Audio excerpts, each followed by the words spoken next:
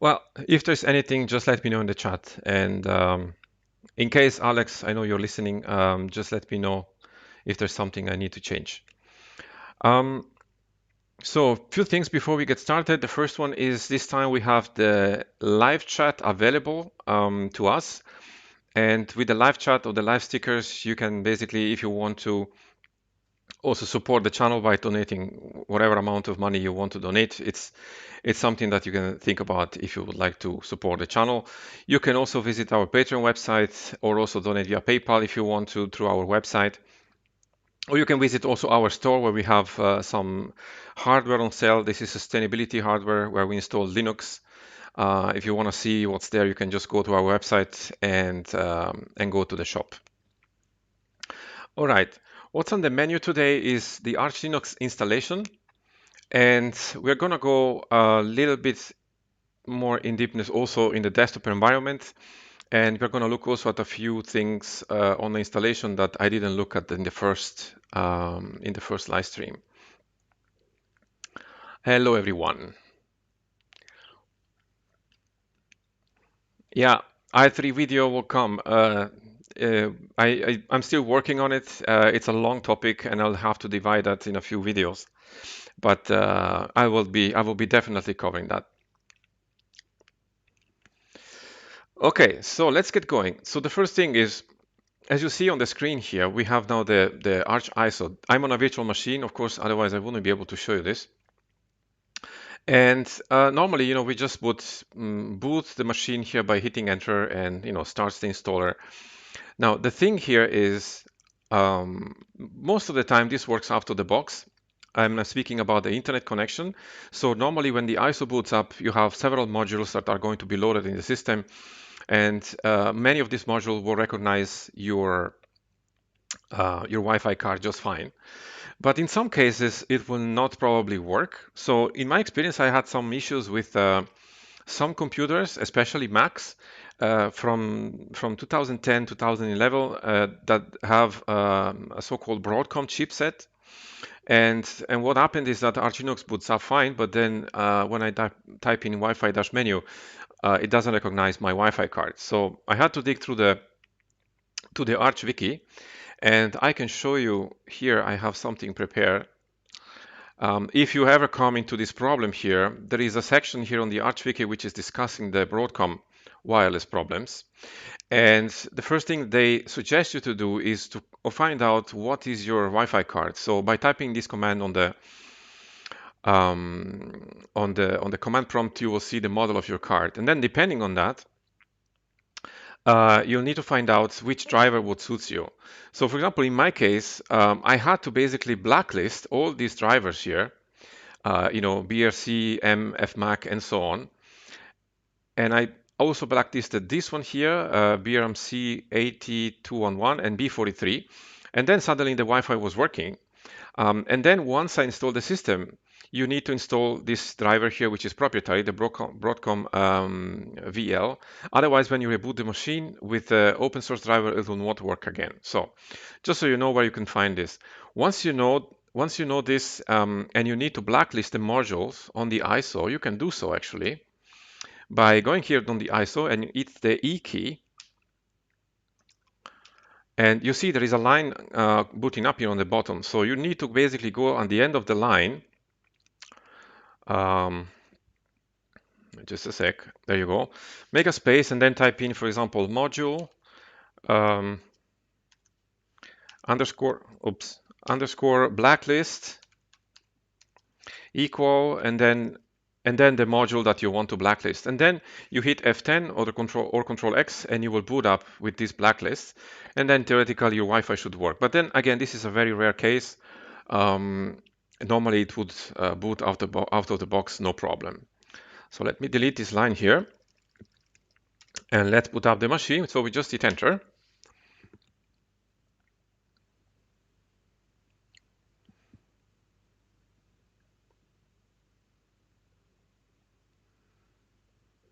Hi, Clyde.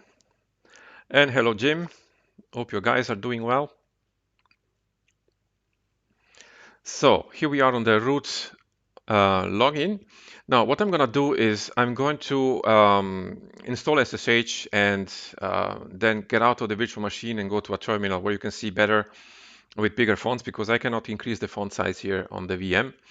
So you can skip this step if you are following along, or if you want, you can do it as well, so that you know how you can actually SSH into your terminal. So the first thing I'm going to do is first to load my key map here, but I'll show you this in a second, how you can do it for you. I'm just going to do this very quickly.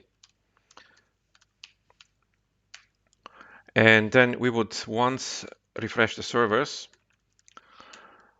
and then we can install OpenSSH and proceed with the installation. Then I need to give a password here to the root user and enter the password and then retype it. And then I need to find out my IP, so I do IP space A, and I have an IP here ending with 64, as you can see. So let me get out of the machine here if my mouse comes with me. Okay, there you go.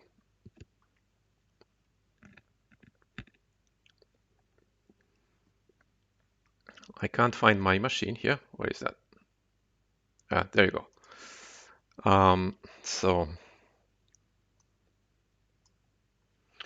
And here I have already a terminal prepared. So let me type in now SSH and then root at 192.168.122.64.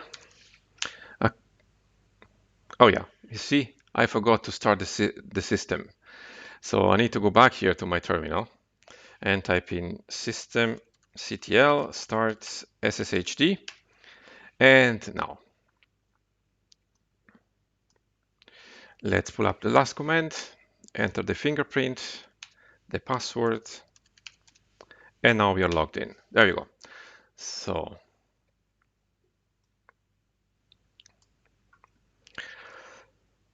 hi everyone in the chat, thanks for coming up. So we are ready to install now. So let's go ahead. So the first thing, as I said before, you might boot up the ISO, and if you're not living in the US or you don't have a US keyboard, you might wonder, okay, I'm typing here typos all the time, and we need to find out our keyboard layout. So that's the first step I do all the time as well, because I don't have a US keyboard. So we need to find out our layout, right? And there is a command which helps you to do this, and that is localctl. Well, if I type in here, there you go, localctl, and we can list here the key maps by typing in list-key maps, and then we type in a pipe symbol, and we use the grep function basically to sort out what key map we use. So I don't know, your keyboard might be I don't know, French or Swiss French or Greek or whatever country. Mine is Switzerland, so the connotation for this keyboard is CH. So I would have to type in here CH and hit enter. You see it comes here the result of many actually layouts. So if, for example, if you have a Mac keyboard, that would be actually this one here, and that would be the German variant of the keyboard, and there is also the French variant of the keyboard. Mine is actually the first one. So to load it into memory, I would type in here load keys. Yeah, if I don't make any typos would be better. There you go. And then the string, my God. All right. And then the string we found. So in my case, de underscore ch dash latin1 and hit enter. So now I can use my keyboard. My Z and the Y are in a good place. So let's close up here. Let's clean up the terminal. So now this is now out of the way. And the first thing we need to do is to check for our internet connection. So I have already internet, as you've seen before. And if you type in IP space A, if you have an Ethernet cable connected to your machine, you'll have an IP here on your Ethernet interface. Mine, as we've seen before, ends with 64. If you have Wi-Fi and you don't have a cable, you can type in now Wi-Fi dash menu. And when you hit enter, I don't hit enter because I don't have a Wi-Fi adapter in the virtual machine, but when you hit enter here, you will see a list of networks. you can select yours, and then you can enter your password, and you will be connected as well. So as I said before, this works most of the time. By issues with the Broadcom drivers, you can see the wiki page, what I showed you before. I'll leave the link to it also in the video description after the recording. So once that we have an IP, we can clean up the terminal, and we can look at our disk here. So let's type in lsblk. Oh wait, no, I forgot one step. Now we have an IP here. We can synchronize first the network time protocol. This is important. So to do this, we'll type in time date ctl and then set-ntp and then true, and hit enter. So this is important to synchronize the time so that the system is up to date, and it also avoids several problems by downloading packages. So let's check for the IP now. Let's type in IP space A. You've seen already I have an IP here. If you don't, you type in Wi-Fi dash menu, enter your password on the network, and you'll have an IP as well. Now let's move to the disk. Let's type in lsblk and hit enter. So I have a virtual machine here. So my disk is called VDA. Yours will be different. Will be probably SDA or another name. If you have an NVMe drive, it will be probably NVMe 0N1 or something like that. So in the commands that I'm using here, you will replace, of course, the name of your disk with the one you have. And so let's go ahead and partition the disk. So this is actually a UEFI system, and we can partition this in several ways, although two partitions are mandatory in a UEFI system. One is the EFI partition, and the second partition is the root partition. So those two are mandatory. We can create also a home partition that is optional. It's, if you want to do that, you can do this. You can do that. And a swap partition is also possible to create, but this depends a lot also on your machine. I normally don't install swap partitions on UEFI system with more than 4 gigabytes because that's enough for the systems to handle. Then I rather create a swap file during the install. But if you have an old PC, with 2 gigabytes and you cannot upgrade it, give it also the swap partition. That will help the performance definitely. So I'm going to create now the two partitions required from the wiki. So the EFI partition and the root partition. So I'll do this by using fdisk, the partitioning tool. So I will type in fdisk and then the disk path, which is /dev, which is the directory for the devices, and then /VDA in my case, because the disk is called VDA, and hit enter. So first thing here is fdisk creates always a DOS label on the disk here, as it says, created a new DOS disk label. And if you are installing on a UEFI system here, it's advised actually to create a GPT label. So we'll do this by typing in G and hit enter. And now we can see the GPT label has been created. And now we can proceed by creating the first partition. So the first partition is going to be the UEFI partition. So we can type in N for new and hit enter. Partition number, so the default is 1, that's fine, we can hit enter here. The first sector is the default. It's an alignment sector to 2048 is because the first part until 2048 is aligned by the system, so we cannot write there. So we accept the default here. And the last sector defines basically the size of the partition. So EFI partition doesn't have to be too big, so between 100 and 400 megabytes, something like that. So I'm going to make it 200. So we'll type in plus 200, then M, and hit enter. And it's created now the partition. Now it's created a Linux file system type of 200 megabytes. We can change this and make it an EFI system by typing in T for type. And now we need to select the partition is select partition number 1. This is the only one we have. Now the partition type, if you don't know the type, we have to search it. So we can type in here capital L and hit enter. And you can see here the list. So we have the first one, which is the one we are looking for, EFI system. So what we can do here, we can go out of the program here by typing Q. And now we type in 1 because it's the one we are looking for, and hit enter. And now change the type of partition to Linux from Linux file system to EFI system. So we are done here. So now let's create the second partition and type in N for new and hit enter. Partition default number 2 is fine, so let's hit enter here. And first sector is also fine, so we can accept the defaults here. And since this is the only partition I want to create on the disk, we'll just go ahead here and accept the defaults by hitting enter. And Linux file system is fine, so that's the type of partition we need, and that's fine. So we can now type in W to write the changes to the disk and hit enter. And now our disk is partitioned. So we can clean up the terminal and type in again lsblk. We'll see here we have VDA1, our EFI partition, and VDA2, this is our root partition. So everything looks fine. Let's have a look. Which desktop environment will you go with? Probably KDE.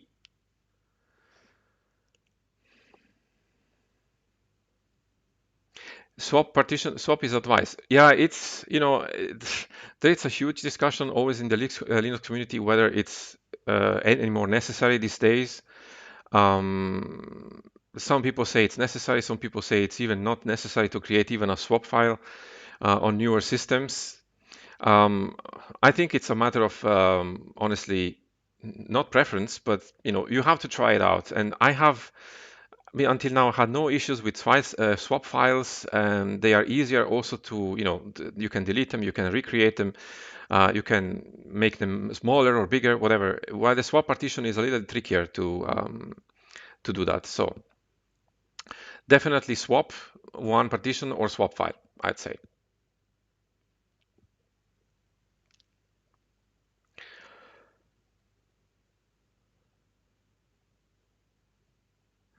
"20 megabytes EFI partition probably works. I go with the recommendation of the wiki because that's the official thing. But yeah, for sure, it probably works as well.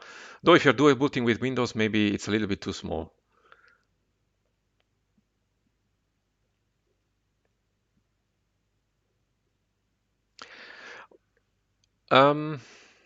BNJ, thank you so much for reminding me that. I skipped a step of the fast mirrors. We can do this actually right now. So we can actually check for the fast mirrors. So that means we have the fastest mirrors available to us where we can download packages, right? We need a lot of packages to download for the base install and also for downloading the packages for the desktop environment. So it's definitely important to have the fastest mirror. So for that, we are going to use a package called Reflector. And we can install it by typing in sudo pacman-s and then Reflector and hit enter. Proceed with installation here. And Reflector is installed. You can clean out the terminal, and now we can use Reflector to create our mirror list. So let's do this by typing in Reflector. And what I do normally, it's -C for country. I want to specify which country I want to find the mirrors in. So in my case right now, I'm in Switzerland, so I'll type in Switzerland. And I'm going to define the age, so -A. That means since how many hours the servers have been updated. So I'm going to go for 6 hours. I tried actually sometimes for like 2 hours or 3 hours. That was the value was too small. Then I couldn't find any servers available. So I go always with 6 because I'm sure there is always a server. And we need to sort these mirrors. So we'll type in --sort. And we're going to sort them by speed, which in Reflector terms is rate. And then we need to save this information in a mirror list directory, which is --save. This is the parameter. And the mirror list directory is /etc/pacman.d/mirror list.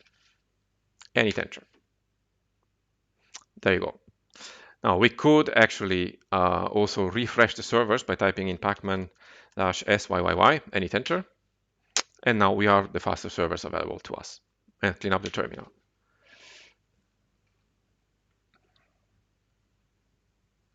Yeah, verbose, it's good to see the speed rate, though I trust it. So -P is used to select the protocol. Yes, you can select actually mirrors with, with HTTP, with FTP, HTTPS, something like that. Hi, Renan. Welcome to the chat. So again, we partition the disk. Now we can format these partitions right? So the first partition we are going to format is VDA1, which is the EFI partition. Hi, to the Apollon 68. That's a cool nickname and a cool icon. All right, so let's format EFI and we'll type in mkfs.fat. It's a FAT file system because it's an EFI partition. Then we need to specify a FAT32 file system, so we'll type in dash F32 and then the partition path. So /dev for device and VDA1 and hit enter. That was fast. Now we do the same for the VDA2 partition, which is the root partition. So we'll type in mkfs dot. We need to select a file system here. As you know, there is tons of choices here for the file system. For this tutorial, I'm going to go with ext4 because it's still the most commonly used. And it's also one of the most mature, I might add. But we could also format this with the Btrfs file system, although this then requires to also create subvolumes, and that makes things a little bit longer and a bit more complicated, but we're going to do that one time too. So I'll type in here ext4, and then we'll type in the partition path, so /dev/vda2, and hit enter. There you go. So we can clean up the terminal. And again, lsblk, I like to have my partitions in front of me. Now, what we need to do is, after formatting, is mounting. So we need to mount first the root partition, VDA2, and that's going to be mounted under the mount directory, which is the directory where we'll install Arch Linux. So we mount that partition by typing in mount, and then the partition path, so /dev/vda2, and then /mount. So very simply, and hit enter. Now, we need to actually mount VDA1, which is the EFI partition, into the boot directory of the new system, or boot EFI directory of the new system, but the boot or boot EFI directories are not existing yet. We have to create them. So let's create the boot directory, and let's type in mkdir for make directory. And the directory, when we need to create that boot directory, is the /mount, because this is our installation directory, /boot, and hit enter. And now we can mount VDA1 into this boot directory by typing in mount partition path /dev/vda1 and then /mount/boot and hit enter.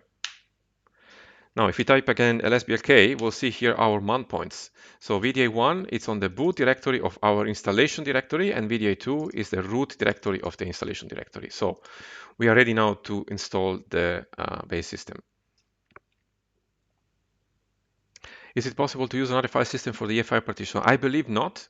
I think a EFI partition has to be a FAT32 FAT file system type, if I'm not mistaken.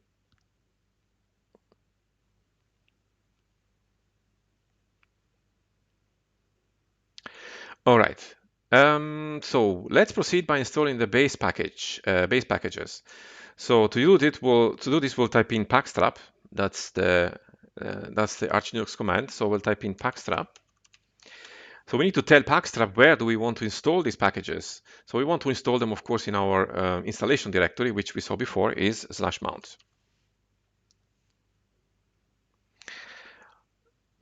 Then a space, and then we define the packages we want to install. So the first one I install, of course, is base.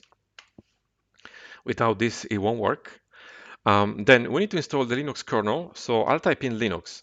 So the Linux package is going to install the the latest Linux kernel, which I believe is now 5.8.10 or 5.8.11. I think 5.8.11 has been upgraded yesterday. So this is the latest kernel, and it offers the latest feature, yada yada. If you don't want to install the latest kernel, you could go also with the LTS version. Just replace Linux with Linux-LTS, and you will have the LTS version, which I believe it's 5.4 right now. It's the same LTS kernel I think that Ubuntu uses. But I'll go with the Linux kernel here. Then the next package I want to install is the Linux-firmware. So this is going to provide a lot of firmware for the system. Well, in my case, it's probably not really useful because I'm on a VM, but if you're installing this on a PC, it's definitely going to be useful for you. Then the next package I would like to install It's also the Intel processor package or the AMD processor package. So I don't need actually to install this because on a VM it's not necessary. But if you have an Intel processor, you can install also Intel-U code. This is going to provide some extra firmware for your processor. And the same goes for the AMD processor. So if you have AMD, you just type in AMD-U code without space maybe. There you go. And this is going to help your processor run better with extra firmware. But as I said, I don't need to do this right now, so I can delete this package. I need to install one package, which we'll need later, and that's an editor. So I'll type in Nano here, which is the editor that I use all of the time. You can install Vim if you'd like to. If you also want to install another editor, go ahead and do that. And for now, that's fine. We can install more packages later, so we can just hit enter now. And here, of course, it's going to take some time to download and install the packages.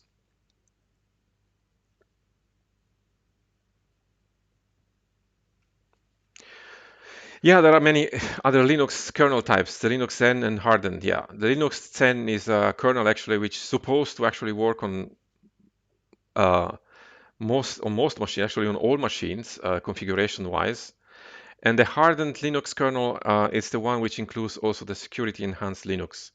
So those are a little bit more, not tricky, but they require a little bit more configuration, especially the hardened version.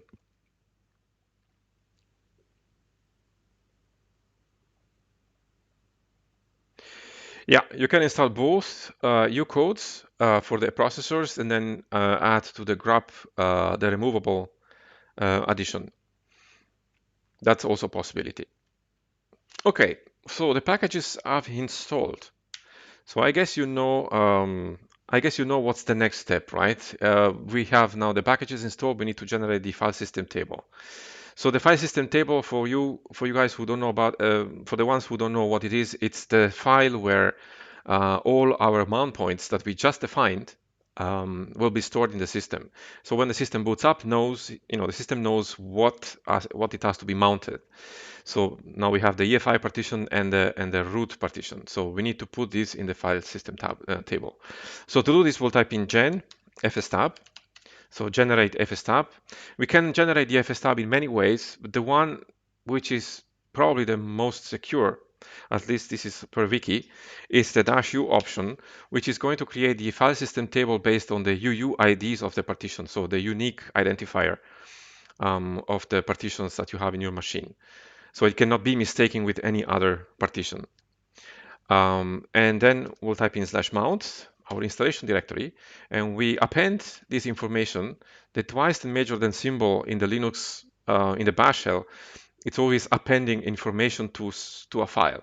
If it would be only one, it would be creating the file, and if the file is still existing, it will be wiped out and recreated from scratch. So that's dangerous in certain cases. The append option, the twice the major than symbol append option, will append information to a file if it exists, and if the file does not exist, it will create it anyway. So it's a safer way, so to say. And so we append this information to /mount /etc/fstab. So we are basically appending this to the fstab file in our installation directory, which is the /mount directory, under the etc directory, which is the directory where all configurations files in Linux are stored. And then we can just hit enter, and the file system table is created. Now, if we look at the file system table, we can type in cat. Cat means concatenate, but it's used also to display information of a file on the terminal. It's not an editor, it's just a viewer. So cat /mount /etc/fstab, and hit enter. So you see here what I meant before. So the first thing is the UUID of the partition. This is the UUID of our root partition. And we have here the mount point. We have here the file system type. And we have here the options for this partition. These are the typical options for a root partition. And we have the file system checks also here. So the 0 is the dump, what was it called? The dump file system check. And the 1 is the file system check. The number 1 means this partition is going to be checked first for errors when the system boots up. Same goes for VDA1, the EFI partition. So it has its UUID here, the mount point, file system type, It has many more options. And also the file system checks here. It's number 2 because it's going to be checked second when the system boots up. So the file system table looks good, and we can clean up the terminal. We need a tutorial for KVM. We'll do that. We'll do that. Thanks for the notes. We will do that. It's on Arch Linux. It requires a little bit configuration, so it's good to make a tutorial for that.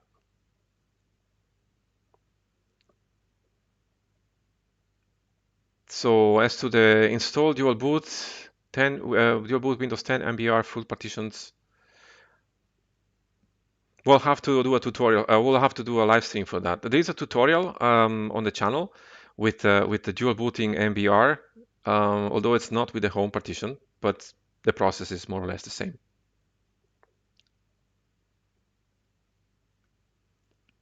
Okay.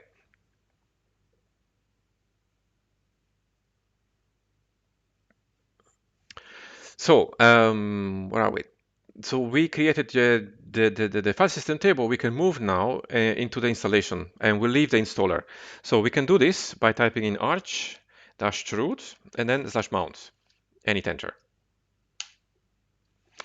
So you see now the login prompt changed. We left now the installer, the ISO installer, and we went into the installation that we just created by downloading and installing the base packages. Okay, let me check here. I have something. There you go. So the first thing I'm going to do now that we are in the installation is to create the swap file. That's a fairly simple process. So I'll type in fallocate. So well, I have to type in the terminal here. That's better. Fallocate. File allocation, basically file allocate a file, whatever you want to say it. -L, which is for length or size. Now we can define the size of the swap file. You can go with 2 gigabytes, 3 gigabytes. It's up to you, really. Normally, I always go with 2 gigabytes, and I have no problem with that. Although my PC has also quite a lot of RAM, and so it's not going to use the swap file basically almost never. But 2 gigabytes, 3 gigabytes, maximum 4 gigabytes, I would say, should actually be enough. So I'll type in here 2 GB. In my case, you can replace this, of course, with the number you want, and then /swap file, and hit enter. Now, the swap file is now created in the system, but we need to make it readable. So to do this, we need to change the permission to it. And to do this, we'll type in chmod for changing permission or modify permissions. The permissions are 600. So 600 means you can basically read the swap file. The 6 is the owner of this file can read, if I'm not mistaken, it's read and write. Yeah, it's read and write the file, and others, which is the 00, the group and the others, 00, don't have any access to it. And then /swap file, and hit enter. Now we can make the swap by typing in mkswap and then /swap file, and hit enter. And now we can activate the swap by typing in swap on and then /swap file, and hit enter. So we created the swap now, but we need to swap. We need to put the swap file also in the fstab file. So to do this, we are going to use nano, the editor we installed before. And we'll do this by typing in nano. And the fstab file is under /etc and then /fstab, and hit enter. So this is our fstab file we saw before. So we can scroll down here basically to the empty space. The first thing we need to define, it's the partition name, which is actually /swap file. Then we enter a space, and we need to define next the mount point, but the swap file doesn't have any. So we'll type in none. Now the file system type is swap, so we'll type in swap. The options, we'll just leave it at defaults by typing in defaults. And for the file system checks, it doesn't need any, so we'll type in 0 space 0, and then hit Control O and enter to save the file, and Control X to exit the editor. And now the swap file is also in the fstab file. So we can clean up the terminal. Now let's proceed now by working on our localization stuff. And we need to do this in several steps. The first thing is to define the time zone of the system. So to find out the time zones, we can use this command, time date ctl. We can use the same process we used for the key map at the beginning of the video for your keyboard. We'll type in list dash time zones, and then a space, and then a pipe symbol. Then we use the grep function to narrow down the search because there's a tons of time zones available in the system. So here, basically, you can decide, okay, you can search for the city. For example, the city is closest to you, and then narrow down the search like that. So I know the city closest to me in terms of time zones is Zurich. This is the only one actually in Switzerland. So I'll type in Zurich in my case. And when I hit enter, it returns just one result. So you have to see with your city, it's possible that you have multiple. But in my case, I have only one. So this is the time zone I need to tell the system I am in. So to do that, I will type in ln -sf, and I'll tell you what it does in a second, /user /share /zone info / the string we just found. So Europe /Zurich. And then we are going to create, and then we type in a space, and then /etc /local time. So here we are creating a link. It's a link between this information and the local time file. So we are telling the system that we are in this time zone, and it has to be linked this information to this file here. The user directory is not a user directory, not a user per se. This is the Unix system resources directory. It's a system resource directory. It's not a user directory, just as a info. And this is going to create a soft link. The -s option is a soft link. So we are creating a link between this information here and the local time file. So we can press enter now. Now that we have this, we can synchronize the two clocks, the hardware clock and the system clock, by typing in HW clock space, then -- sys to HC, and hit enter. There you go. Now we need to work on the locale.gem file, which is the locales of our system. So we need to select them basically. So we can type in for that nano /etc /locale.gen and hit enter. So what we need to do here, we need to scroll down and find the locale we are looking for, basically. So you can select, of course, the locale you want, or you can select also multiple locales if you want to. In my case, I'm going to go with English US, which is right here, and then delete the hashtag here to uncomment it, and then I can hit Control O and enter to save the file, and Control X to exit the editor. So now that the locales are selected in the file, we can generate them by typing in locale-gen and hit enter. And this is done. Now, we need to also modify the locale.com file. So we need to basically put the string we just found here into the locale.com file. To do this, I'm going to use the echo command. So like this, echo, then double quote, then lang for language, or capital letter, equal the string we just found. And then we'll type in en_us.utf-8, double quote again. And again, we append this information to /etc /locale.conf and hit enter. Great. So the next step would be also, if you change the key map of your keyboard at the beginning of the video, it would be advisable to put this also in the vconsole.com file. Otherwise, you will boot out the machine and you have the US keyboard again. So to do that, we'll use again the echo command. We'll type in echo, double quote, and then key map equal the key map we chose at the beginning. So we'll type in de_ch, in my case, -latin1, and then double quote again, and then again append. Even the file doesn't exist, but I rather go with append because I'm always scared to overwrite something. So with the append option, it's for me safer. And then /etc /vconsole.conf and hit enter. There you go. So let's clean up the terminal. Now we need to work on the host name of the machine. Well, in this case, I'm going to use nano for this time. So I'm going to type in nano /etc /hostname. You could have used, I could have used also echo here. So here you basically give a name to your machine. Oh, I'll call this arch KDE. So, and then Control O and enter to save the file and Control X to exit the editor. Now we need to work also on the hosts file. So we'll type in nano/etc/hosts and hit enter. We scroll down to the empty space. So the first thing we type in here our IP4 address. So we'll type in 127.0.0.1, then a tab, and then localhost. This is actually the file where you put in, for example, a domain. If you have a domain, you could put in here your IP. If you have a static IP, and you're hosting a mail server, for example, or a website directly on your computer, you can put in the IP here and the name of your domain, and it will be directly connected here to the system. Then the next line, the IPv6 address, which is : 1, and then a tab again, and then localhost. I don't have any domain here or anything to attach, so I'll go over the standard file. And the last line is 127.0.1.1, and then a tab again. Then first our host name, which is arch KDE in my case. You'll need to replace this accordingly.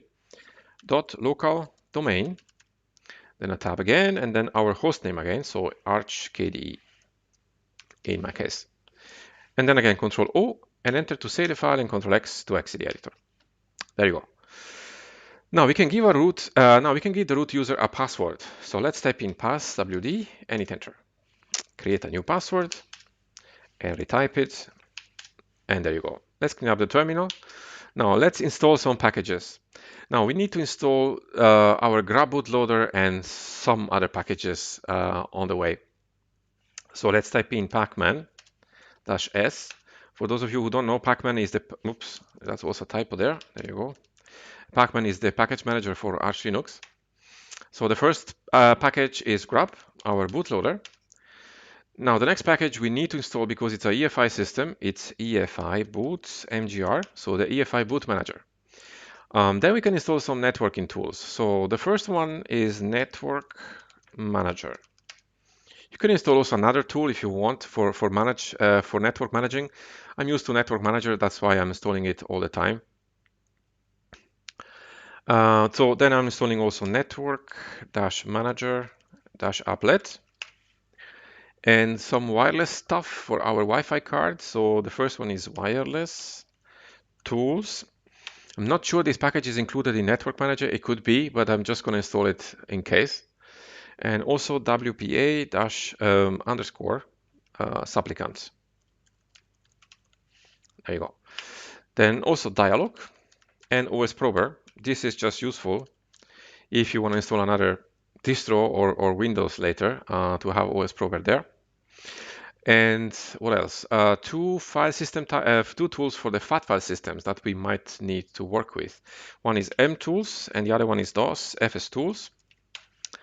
And development packages, yes, I need to install them anyway because I'm going to use them all the time. One is base-devel. Without the Ö is better. There you go. And the other one is Linux-headers. So one note here, if you install the LTS version of the kernel, you might have to install the Linux headers LTS as well. So with the -LTS, they have to match, otherwise it won't work. I'm going to install also some packages for Bluetooth. So one is Blues, and the other one is Blues-utils. And let's go ahead and install also our printing system, which is CUPS. CUPS, by the way, was actually developed by Apple. It's the printing system which was developed by Apple. It's one of the few projects they did actually open source. Okay, so let's see, what can we install yet? What can we install again? Well, we can install Git. We'll need this, to download and install Yay after for the Arch user repository. What else we can install? We can install also Reflector to have it in the installation. Yeah, it's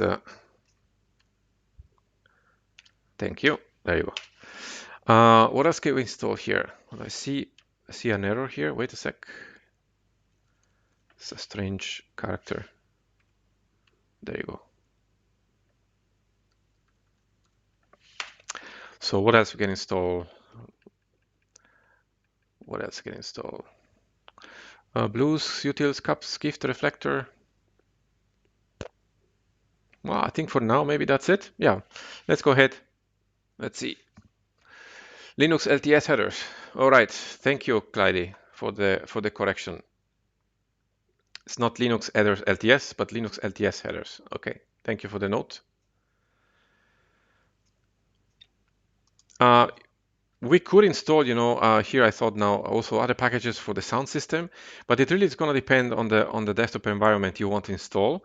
So, for example, we are installing probably KDE, so I don't need to install Pulse Audio and all these things because they are going to come anyway with the desktop environment. But if you're installing some things like Window Manager who don't come with Pulse Audio or something like that, then you might want to go ahead and install them now or before you installed the Window Manager. But I think for now, these packages are okay. So we can just hit enter. We can accept the defaults here and hit enter to proceed with the installation.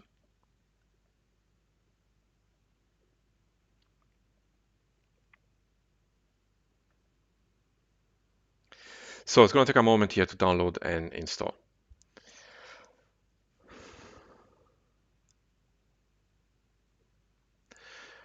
So guys, I remind you again, if you want to support the channel, you can also come to our website. We have a shop there for sustainable hardware. This is one way you can support us if you like to. You can also use the live chat right now, the super chat, if you want to support the channel. You can also visit our Patreon website or also go to PayPal to our website. We have a donation button there as well. Always appreciated. So the packages are now installed. Let's clean up the terminal here. And we need to install grub. So let's do this by typing in grub-install. So we define the target machine. So I go here always with the wiki. I'm always sticking to the wiki for these things. I know there are people who are installing this a little differently. And if it works, that's fine. But I'm going to follow the wiki as that's the official source of the information. So the first parameter is the target. Oh, Peppermint, thank you. Thank you for the donation. And then we are going to, so the target, so we type in target equal. So this is a 64-bit machine. So we'll type in here x86_64-EFI. Then we define the EFI directory we created before. If you remember, that was the /boot directory. So we'll type in here --EFI-directory equal /boot. And the last part, it's the bootloader ID. So we'll type in --bootloader-id equal grub. Again, this is all wiki info, and hit enter. And that's installed, no error reported. That's great. So of course, you might know for MBR system, the installation is slightly different. We use a different target, and also we don't have the EFI directory. We'll just install grub on the MBR or off the disk.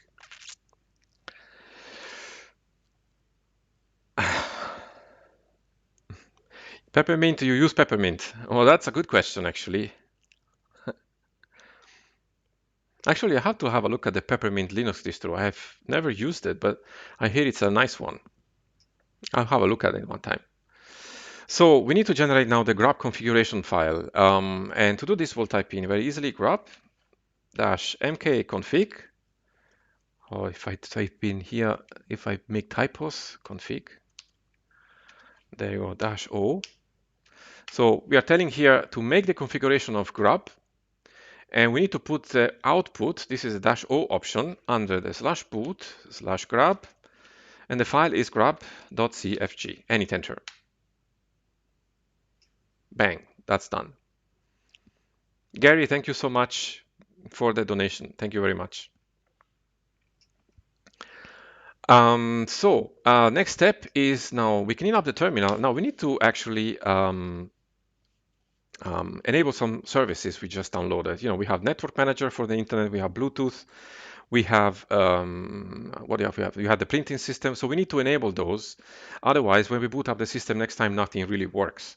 So let's begin with Network Manager, which is probably the most important. So we'll type in systemctl enable Network Manager and hit enter. Mind you here, Network Manager, capital N and capital M. So the link are created. We can clean up the terminal, and since I'm a lazy typist, I pull up the last command here with the up arrow and replace network manager with Bluetooth and hit enter. And do the same thing for cups. So I'll pull up the last command with the up arrow. And now you will think you're typing cups, right? But nope, they have to make things a little bit more complicated than that. So the service for cups is org.cups.cupsd and hit enter. So all our services will be enabled now on the next reboot. Let's clean up the terminal. So the last step now we can actually do before we reboot the machine is to create a new user for the system. So we'll do this by typing in user add -M capital G. I'll tell you what those are in a second. And then wheel for the group, and then the username. I take my name here, but of course you can replace yours, and hit enter. So what does this command here? It's creating a user. That's the user add command. The M label, it's creating a home directory for the user that we create here, which is my name, which is me in this case. The G, capital G label is the supplementary group. So when you create a user in Linux, for example, I created the user Hermano now, it has his own group, which is normally, which is his own number basically, which is own ID.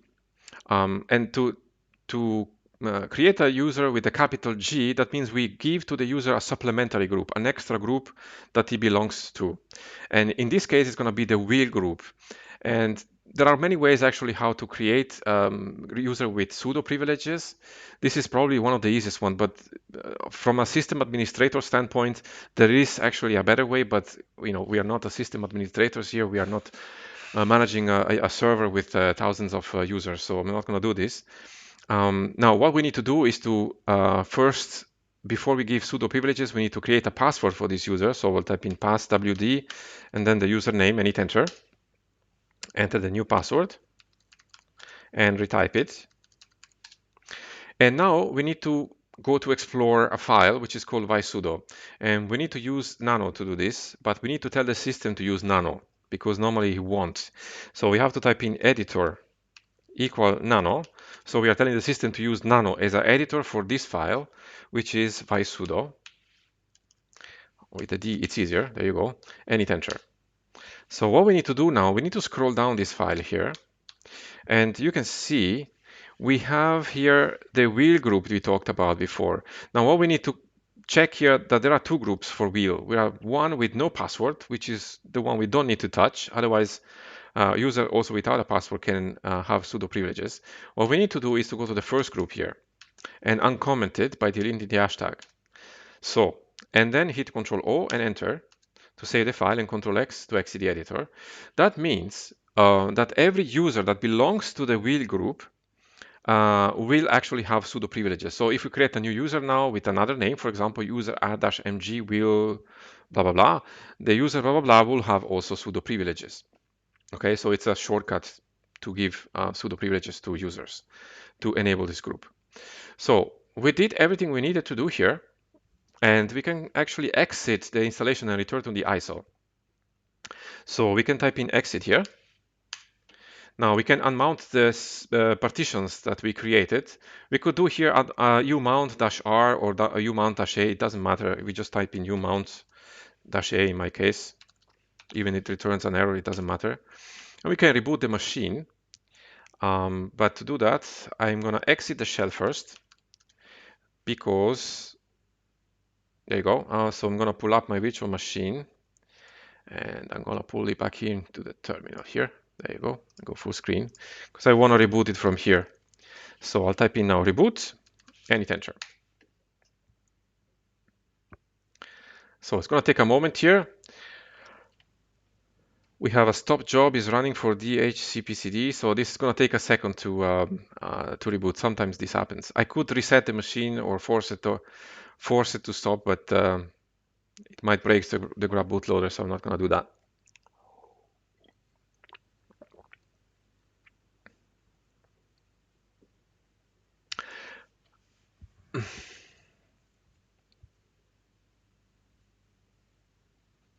Oh, thanks, Renan. Oh, well, I do with pleasure. I really love Linux, and I like to dig deep in the commands and to know what they do. Thank you, VG. Thank you.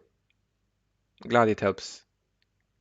The difference between umount-r and umount-a, yes, umount-r is basically recursive, so it's gonna really unmount everything immediately.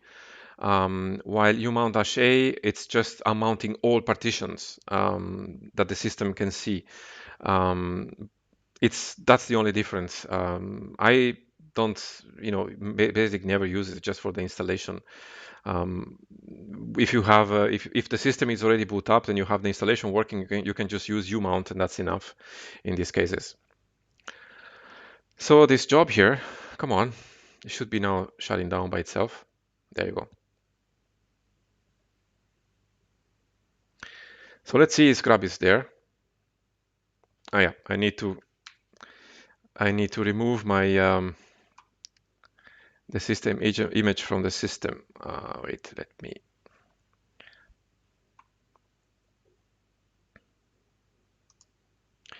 I'll do this very quickly, guys. Sorry about that. So just give me a sec here. Apply and start. There you go. And here we are back. So I had to remove the ISO from the VM, otherwise it boots again from there. So grub is installed correctly. As you can see, we have Arch Linux on the top. So everything went well. So we can proceed now and hit enter. It's going to take a moment to boot up. There you go. So I'm going to log in now with the username I created before and the password. There you go. So the first thing I'm going to check again if my keyboard is working, and let's see. Yes, it's working fine. Perfect. We might want to check now for the IP. Otherwise, we can't proceed with the installation. So I'll type in again IP space A. And again, of course, I have an Ethernet cable here, so I have an IP already up. Now, if you have wireless and you need to connect to your network, you can type in now nmtui. You can also use nmcli, which is the command line, but it's a little bit more complicated, so I'm not going through that. nmtui is basically the user interface. It's network manager terminal user interface, actually, basically, and hit enter. So then you can go to activate a connection. And here, of course, I don't have any Wi-Fi because I don't have a Wi-Fi card anyway. But you will see a list of the networks here. You can select yours. You can enter your password, and then you have an IP as well. So if you did that, then we can go back and we can quit out, and I'll clean up the terminal again. Now, what we could do also, again, optimize our mirror list, because we did that for the installation. But now that we are in the installation, we might need to actually remake our mirror list again. Jake, thank you so much. So let's use Reflector, which we installed before, if you remember. So let's use Reflector, and we need to use the sudo command now because we are logged in as a normal user. So we'll type in sudo reflector. There you go. I'm going to use again the same parameters. So -c for country, then my country, and -a for the age. Again, 6 hours, same as before. --sort, and then rate, because we want to have the fastest speed. Again, we could go through the many parameters of Reflector, how many servers you want to have, the protocol, like Lydie was saying before. There's many things we can do here, but in most cases, at least in my experience for what I use Reflector, these parameters, for me at least, are enough. Also because in Switzerland, there are not so many servers, so I don't have to worry too much about that. And then --save to save this info under /etc /pacman. There you go, /mirror list, and hit enter.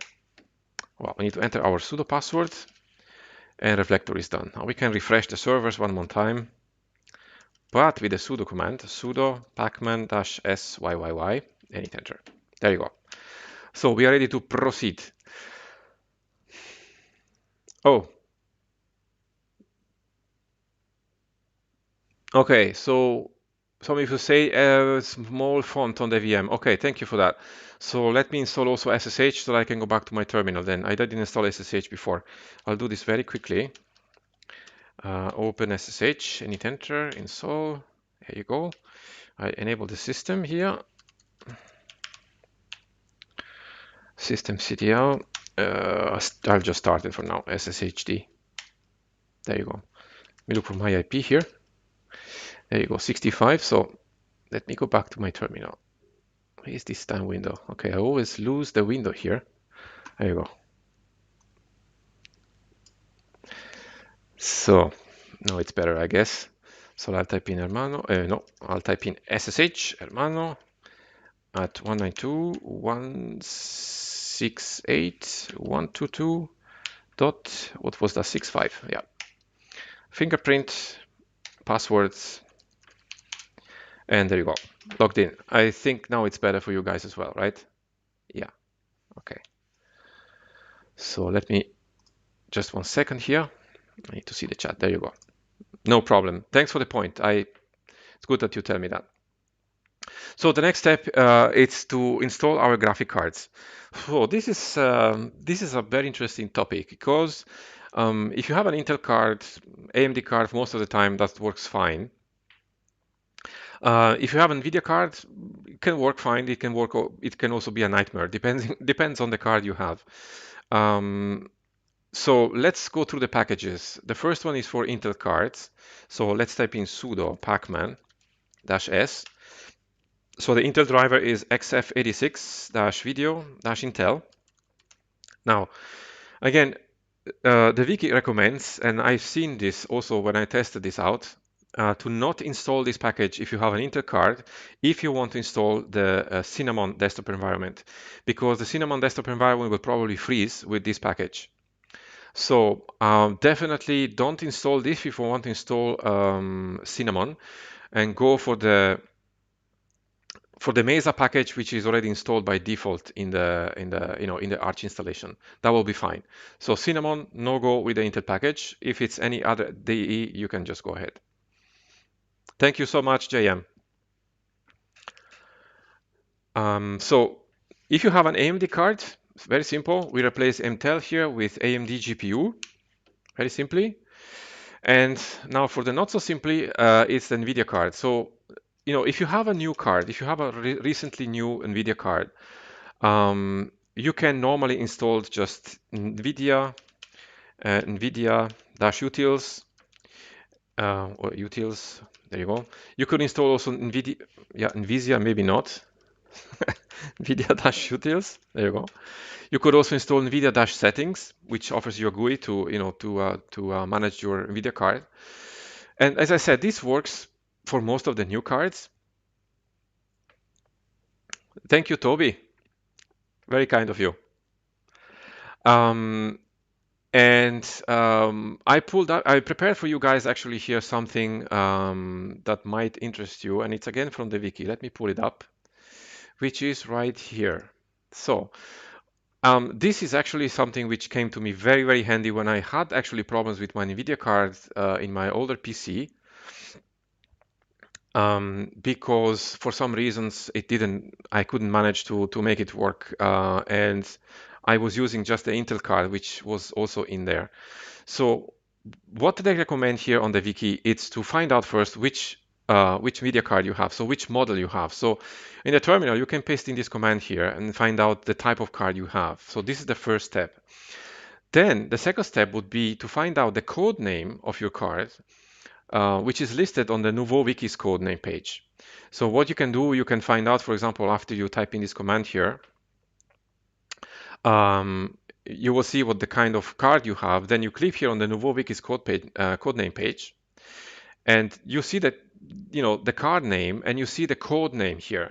So this is the one actually we are looking for. So if you have a GeForce 750, it's NV110, and so on. So that would help you to find out what card you have, what model of the card you have. There's tons of cards you can look into here. Then once you know that, you can go back here to the previous page. You can install the appropriate driver. So that's what the number 3 point is saying here. So it says, for cards, GeForce 63900, 1020, Quadro, Tesla, Tegra, K series or newer. So NV0, NV110, and newer family cards. So from 2010 and later, the most recent card, so to say. The NVIDIA package will help you out. This is the one I showed you before in the terminal for use with the Linux kernel, or NVIDIA LTS if you're using the LTS kernel. So that's also important to have the same package here. They say if that doesn't work, you can try the NVIDIA beta package from the AUR. I haven't tried this yet because then I could find a solution for my card at least, but this is one possibility. Now, if you have a card which belongs to this family, oops, sorry, my mouse is jumping like crazy today. So if you have a card which is from this family here, which is normally from, I don't know, around 2010 and 11, it was produced in some laptops, if I'm not mistaken.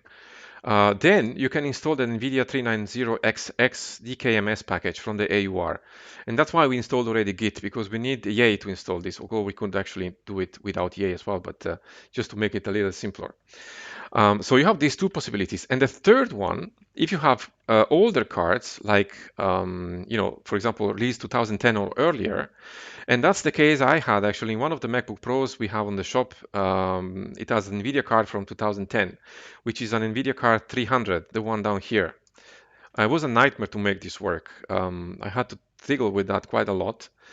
So in this case, you have to look at the unsupported drivers, which are down here.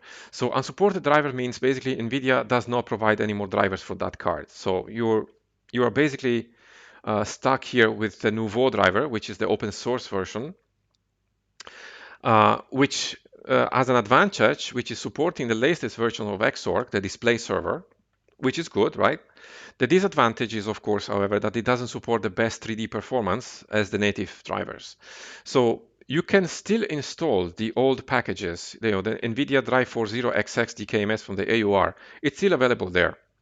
The problem is, if you install those drivers, you will not be able to upgrade Xorg, after the 1.20 version. And that's, it could be problematic at a certain point if you're installing certain apps which requires the last version of Xorg. So you have to compromise here. You have to have, you have to make a trade basically between 3D performance and using the latest version of Xorg, or having a better 3D performance, but not the latest support for Xorg. Up to you. And the last thing, which is the most painful here, if you have a GeForce series, 7 series or older, then you're out of luck. There is no driver package for Arch Linux. Probably you find something that you can build from source, but I haven't seen anything there. There is still one point which I would like to point you out, guys, is for the Optimus. Your Optimus is the technology which allows to manage in hybrid graphics, basically. So when you have a laptop, for example, with Intel and NVIDIA cards, or AMD cards for that matter, then it's called hybrid technology, and for the NVIDIA cards, it's called NVIDIA Optimus. So as the wiki describes here, there are two options. One, you can use Intel only, but that's if you have a powerful graphic card, it's pity not to use it. And the other one is to use an NVIDIA graphics only. And you can see, the BIOS, for example, provides you an option to do one of the cards if you want to use just one. There are some applications which help you out actually managing the hybrid cards. One is Optimus Manager, which is actually from the AUR, if I'm not mistaken. But anyway, here we have the methods which are supported by by NVIDIA is called Prime. If you click here on this link, this is the official NVIDIA method for supporting switchable graphics. So if you click here on the link, this is actually supported since the version 43717, which I think it's already out since some years, if I'm not mistaken. I'm not sure about this because I don't have any more NVIDIA cards since many years. But if you have a recent card, it shouldn't be an issue for you to have the hybrid card here. Although it's also possible to use Nouveau for switching. Bumblebee, it's also one possibility, although it's a quite old system and it has, as far as I remember, quite many issues with performance. One is NVIDIA X-Run, which I have never used, and I don't know how it works in terms of performance. And the one is the last one is also Optimus Manager, which is on the AUR. It's a package which helps you manage the hybrid cards, the switch cards, basically on the system. Once you install this from the AUR, as it says here, you need to start and enable also the service, because it needs to be started when the system boots up. So again, the problem with NVIDIA cards is that there is not one solution which works for everything. So I also had to kind of trick and tweak a lot of things before it worked out. But my card was also not the newest one, so that was also the issue. If you have an AMD card or Intel card, you're good to go. You don't have to worry about that. So here, in my case, though, because I am on a virtual machine, I need to actually install this package, which is xf86-video-qxl, which is the QXL driver for the virtual machine I'm using from Red Hat. I need to enter my sudo password here and proceed with installation. You'll do the same with yours, of course, and then we can clean up the terminal. So the next step is to install the display server, the display manager, and the desktop environment. Then we can install also our browser, our LibreOffice, and other things as well. So display server, Xorg. So again, Xorg, it's the display server which takes care of the graphical environment in Linux, and you don't need to install actually the whole package or the whole group, which is called Xorg. You can install, for example, just Xorg-server. You can install you don't need to install all the packages actually. But the problem is sooner or later, when I install certain applications, it's going to require me to install those anyway, or it will install them automatically as dependencies. So I always end up installing the whole thing anyway. So we'll install this by typing in sudo pacman-s. So the package is Xorg. If you don't want to install the whole thing, you can install just Xorg-server. But I go with Xorg this time. So for the display manager, this depends, of course, on the desktop environment we want to install. So if you want to install KDE, you can go with SDDM, the simple desktop display manager. If you're installing GNOME, you can go with GDM, the GNOME display manager, and so on. You can also install LightDM, which is a cross-display manager, cross-platform display manager. I haven't had any issue with SDDM, and I like it. It's quite flexible and it's quite well integrated with KDE. So I'll go with that. So I'll type in SDDM. Jake, do you need Xinit to start Xorg? No, I never needed that actually. Xinit actually. So the thing is, if you want to install a window manager, that's maybe a little different. Although you could install the window manager with a display manager as well. And I'm working on the tutorial for that. But personally, I like to actually start the window manager with start X or Xinit, like you're saying. Because I need it just when I need it. I don't need to have the window manager all the time open. So most of the time, if I work on the terminal, I just want to work on the terminal and not on the window manager. So I just use startx to start it up. But that will be in a tutorial about window managers. So let's go ahead and install the desktop environment. So we'll install KDE here. So the first package is Plasma. So Plasma is actually the group, again, like Xorg. Probably not necessary to install the whole group here. You can install also just Plasma Desktop, but I'm going to install the whole package here just to make the experience more complete also for you if you're following along. And then you can install another package which is optional. It's KDE-applications. So this is going to install, many applications like Kmail, K-organizers, and so on. You might not need that, but I'm going to install it anyway for the sake of the video of the tutorial here. And I would install also package kit -qt5. So this package is very strange because it's not strange. I mean, it allows you actually to update packages in the system to the Discover Software Center, which comes in KDE. So without this package, the Discover Software Center won't work. And you have to install it. It's not included in the Plasma group. Not that you have to update the packages from the Discover Software Center. I wouldn't do that because sometimes it breaks. But if you'd want to, that's a possibility. Let's install also one browser. So you can install here the browser you like. You can go with Firefox, you can go with Chromium, From the AUR, you can go also with Chrome if you like to. I'm gonna go with Chromium. And we can install also our Office suite, so LibreOffice. And what else we can install? I think that's enough. So we can just press enter here. Those are quite a lot of packages. So we accept the defaults here by all of them. Um, just one thing here. For the LibreOffice, sorry, I hit here enter too soon. We have two versions we can choose from. We have LibreOffice Fresh and Still. So the Fresh versions here offer the latest version, so with the newest features, while the Still version here offers, a little bit older version, supposed to be more stable. But to be honest with you, I never had any issue with the Fresh version as well.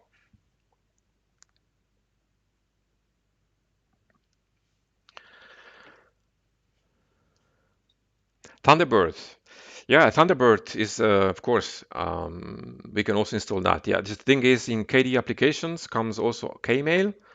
So it's, a choice, definitely. You can install also Thunderbird. You could install also Evolution in KDE, by the way, which is also very nice. If you guys have any question, please type them in. I'll stop now during the installation of the packages because this is going to take some time. So let's proceed here by hitting enter. And also here. So you see we have like 1.4 gigabytes of downloads here. So we just proceed with installation and hit enter. So this is going to take a while to install. So if you guys have any questions, shoot.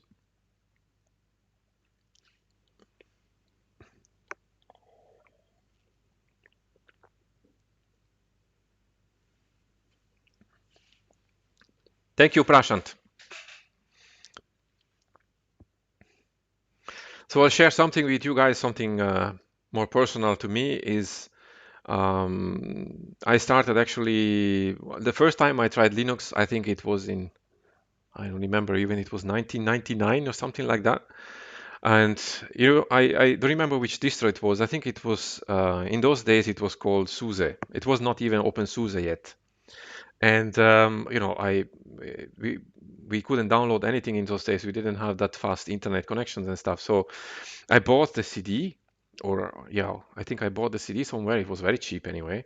And I bought the CD, and I tried to install it, and it comes with a root user, which I had no idea what it was, and create a new user, and then put the password. And then I type in the password, and I see nothing happens on the terminal. So I thought, yeah, this system is broken. I don't see any. It's not working. I type my password, nothing happening. I didn't know that when you type the password, there is no characters are going to be printed in the terminal for security reasons. So that's how I started many years ago. But then I when I discovered Arch Linux much later, in the beginning I was kind of scared to start on the terminal again. What's that? Have to type in everything. But I have to say it helps so much to install Arch Linux because you learn so much by installing it by hand, in the terminal. Not only it's fun, at least for me, but you learn also a lot about the system, what the file does, why it's there, how you can, how you can modify it. It's really the flexibility and the open source nature of the operating system, which I find personally is really great. And I really enjoy using Linux. I switched completely to Linux. Or was that in December of last year? I was a heavy Mac user before, and then I use also Windows a lot. Of course, business customers also most of them use Windows, but I switched over now everything to Linux, and I probably won't look back anymore.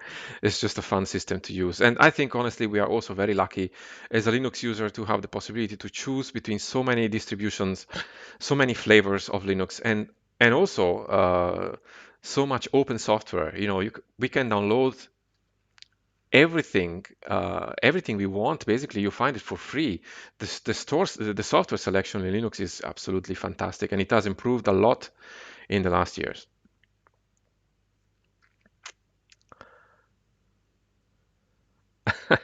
What do you miss about macOS?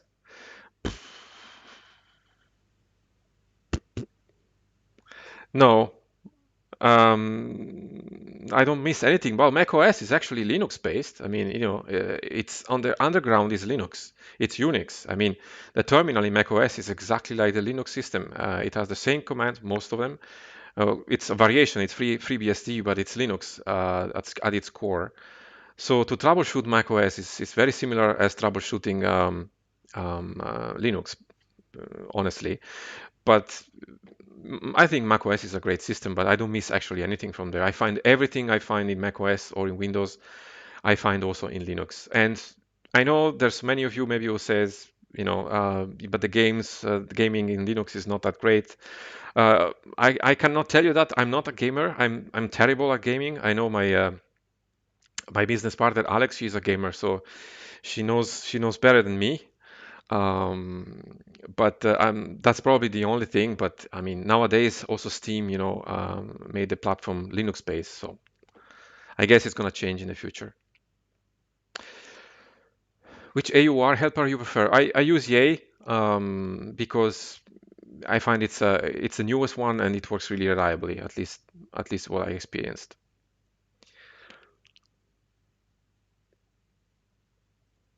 Thank you, Appalling68.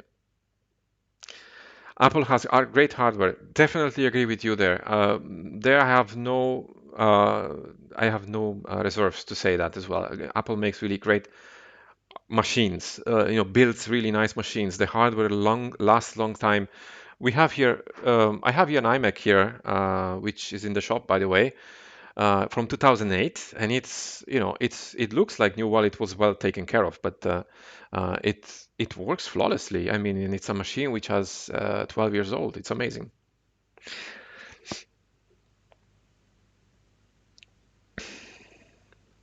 Some people recently moved to Linux are not happy with display scaling. Yeah, display scaling, this is something which depends also a lot on the desktop environment. For example, on KDE, I find it's absolutely great because I'm using KDE for my workflow. And I scale this to whatever, it's 150, 175, 125, 200. It scales perfectly well. GNOME now, I think Ubuntu 2004 now, if I remember correctly, when I did the review, I've seen they have fractional scaling there as well in GNOME, which is great. It works well. I tried it on my display also. Um, but yeah, I think it's gonna get better with time for sure. I mean, I remember a few years ago it was not that easy to scale displays on Linux, but now it's getting definitely better. You suggested them, okay? Yeah, that's great. And tell me to who you spoke. According to you, is AMD processor better than Intel for Linux? Bah, difficult to say. I had both. I had an Intel processor in my previous computer, worked fine. But I have an AMD now. I have a Ryzen 9, and I'm very happy with it. It works absolutely, absolutely nice. The reason why I choose AMD is actually because of the graphic card. So AMD is, I'd say, maybe a bit more open toward Linux than NVIDIA for the drivers. So I like the combination uh, that they offer, from the processors to the graphic card. So it's a great combination. And the Ryzen 9, I have to say, it's a great processor. I have don't see any disadvantage compared to the Intel processor I had before, which was an i7, I think, 8th generation. Yeah, stuttering in the NVIDIA cards. I know this is the problem with NVIDIA cards. Probably the drivers are not yet optimized. NVIDIA is always a little bit more, how can I say, more difficult in releasing drivers. There is a fun video of Linus Torvalds on YouTube where he's not so kind with NVIDIA. But that's the nature of it. So we'll just have to live with that. Have you tried Qt 514? I think I do have it on my installation here, if I'm not mistaken. Let me check this quickly. Whoops, sorry guys. Um, yeah, I have to look into it. I don't know the answer to that yet. Okay, so guys, let's go ahead here. We installed everything. The packages are finished already. I haven't even noticed. So what else we can install? Oh yeah, before we reboot the machine, let's install Yay because we need that to install other things afterwards. So we installed Git, if you remember before. And now we can install Yay by using Git. So we'll type in Git, no, not Gert. Sorry about that, that's a typo. Git clone, then https colon dash dash slash dash aur.archlinux.org/yay.git and hit enter. So we downloaded basically now the Yay package and we created a Yay directory. If we type in now ls, there is a Yay directory there, you see. So we need to move in there. So we'll type in here cd and then Yay and hit enter. And then we need to build the package. So we'll type in make pkg-si, but not in capital. Wait, this is my caps lock is on. So make pkg-si and then package build, all capital letters, and hit enter. So enter our sudo password and proceed with the installation. So it's now installing the dependency. It's going to take a second here. You're welcome. No problem. For the helpful responses, no problem. A pleasure. So we are installing Yay. This is the helper for the Arch user repository. There is also debate, I know, in the Linux community whether to use a helper or not to install AUR packages. I did both methods here. We can press enter to proceed the installation. There you go. So before we reboot the machine, we need to actually enable STDM, the display manager. Otherwise, we won't be able to go graphical. So let's type in sudo systemctl enable STDM and hit enter. There you go. So now we are ready to reboot the machine. Let me first prepare it here so that I can, there you go. And I exit the shell here. There you go. And I'll pull over here my virtual machine. So now we can reboot. So we'll type in reboot.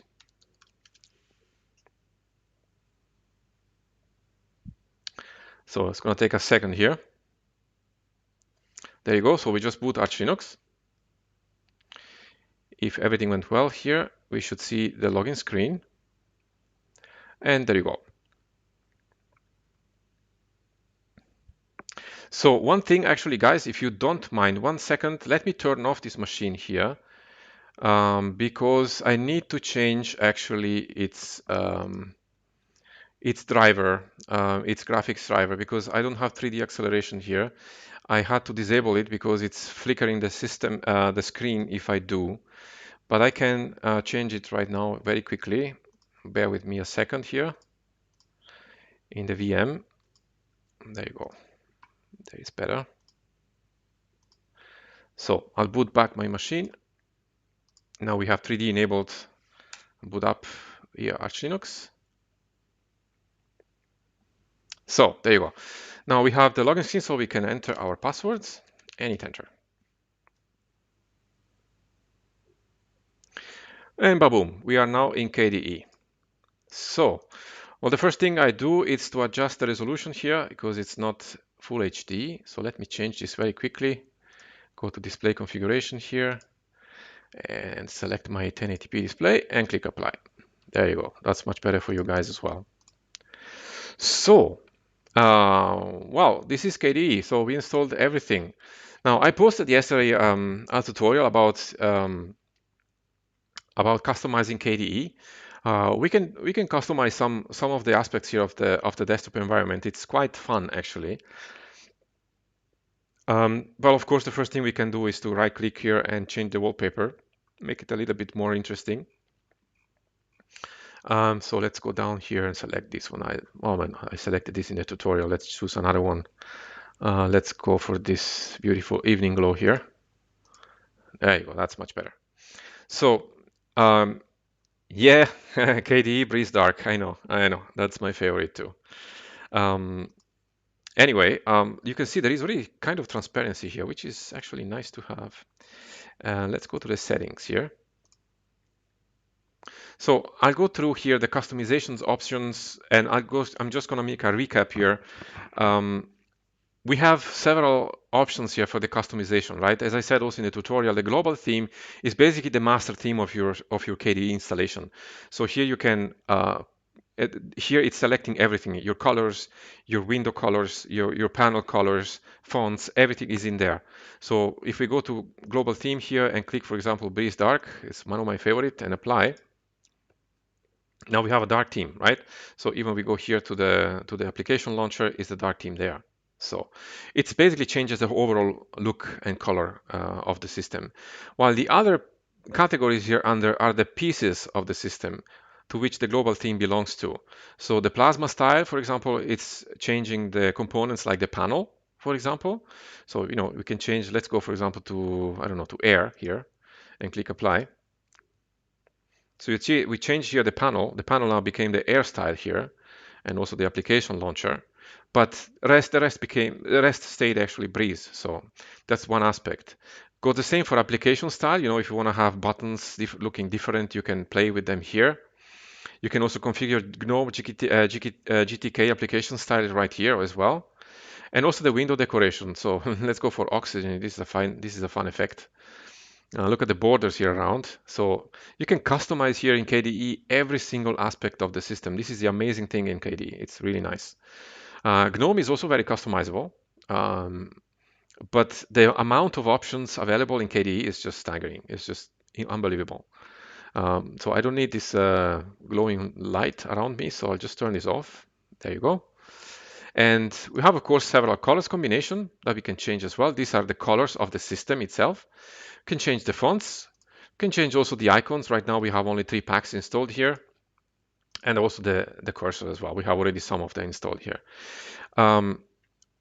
So we can actually install more of these, from here directly. As I showed also in the tutorial, we can go to new global themes here, and we can scroll through and select a theme here, and we can click install, and it's going to be installed. We can do it also from the Discover Software Center here, which is right here. And let me maximize this. If you go to Plasma add-ons here, you have the same things we have in the settings. Basically, we have global themes, icons, login screens, you name it. There's everything in here. So we can also download them from here and install them from here.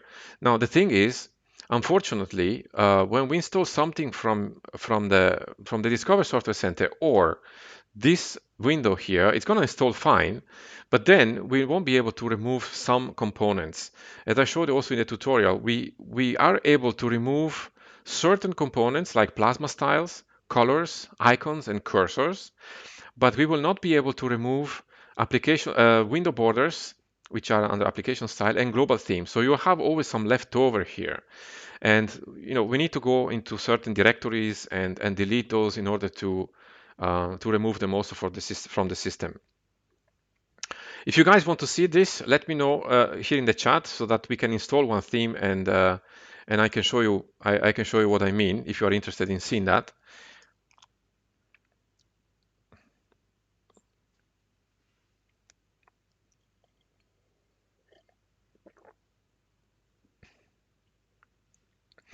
So while you're telling me, I will wait for your answers there, guys, about installing one theme here. What I want to show you also is the application launcher here. I just find one of the coolest thing in KDE is that, we have the normal application launcher here, but the one I really like is this show alternatives, and it's the application dashboard. Then if you click switch, let me close this window here. And, if we open this up, we have the full application here with the full dashboard with all application listed. It's just such a nice way of presenting applications, I find personally. It's very elegant, very nicely done. And what you can do here as well, which I do all the time, it's a small thing, but I'm a geek. You can also edit the menu under edit applications. This is really nice to have out of the box here. You can go in one of these menus here, you can change the name of the program. You can create a new submenu, you can create a new separator, whatever. It's really customizable, and it's nice to have it out of the box. Now, another thing which I would like to show you is this edit panel option here. Nope, not this one, sorry. It's my bad.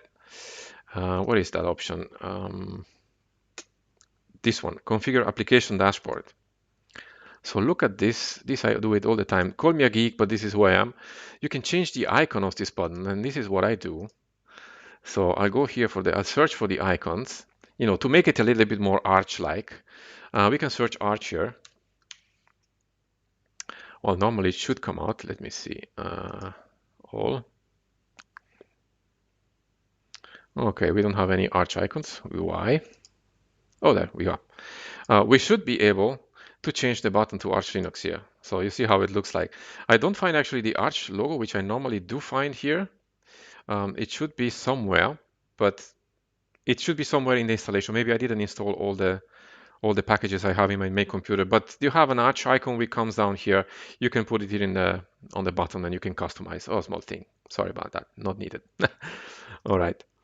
So what else we can customize here? So we can customize, if we go back to the system settings here, let's go to global theme here. Or we can go to plasma style, sorry. And we can get a new plasma style. For example, let's see, we want to have one plasma style with transparency. This one is already transparent, but we can have it better. So we can type in here transparency. Yeah, maybe with the right word is always better. There you go. So we have many transparent theme here. We can install these are actually plasma styles, not themes, not full themes. So we can install this one, for example, and that's done. And we have it right here. Please with transparency and click apply. Now we can change also, now see it's very transparent actually. We can change also the amount of transparency if we go under Windows Behavior Workspace here and Desktop Effects. Under Blur, we can change here the noise strength, for example, if you don't want to have it, if you don't want to have any. And we can also change how much blur you want to have. So we can go back to light here, and it became even more transparent than before. So there's many things you can change in the desktop environment here. Yeah, that's blur. What I want to show you is, guys, the programs we installed during the installation. So one is Chromium. So for those of you who don't know, Chromium is the open source project of Chrome, where Google is building his browser. And maximize here. So if you guys wondering why this tab here is, why is this title bar up here, it's because it's using the system border. So we can switch this off by going to systems, system, then appearance, and check off here the system title bar and borders, and then the bar is gone. And you know, one thing which I would like to show you is the Arch Linux website, because in terms of customization, there's a lot we can do here. Let's type in here package search dash theme and hit enter. Maybe with the dash it's better. There you go. So we have tons of theme we can install here. Not only themes, but also wallpapers, icons, you name it. There are really a lot of things you can install down here. Same thing goes for the AUR. For example, if we open it up and we go again for dash theme here, I found actually yesterday a theme which is really nice, but I have to type in correctly. There you go. Don't remember which was that. Maybe let me type in plasma theme probably. Yeah. Well, there are many KDE themes as well you can install. For example, this, I don't remember which was the one I installed yesterday in my machine here. Wait, I can check it out because this is really nice. It has also nice icons. Oops. Sorry, this opens up in the wrong monitor. It's called, oh yeah, Papyrus Dark. Okay.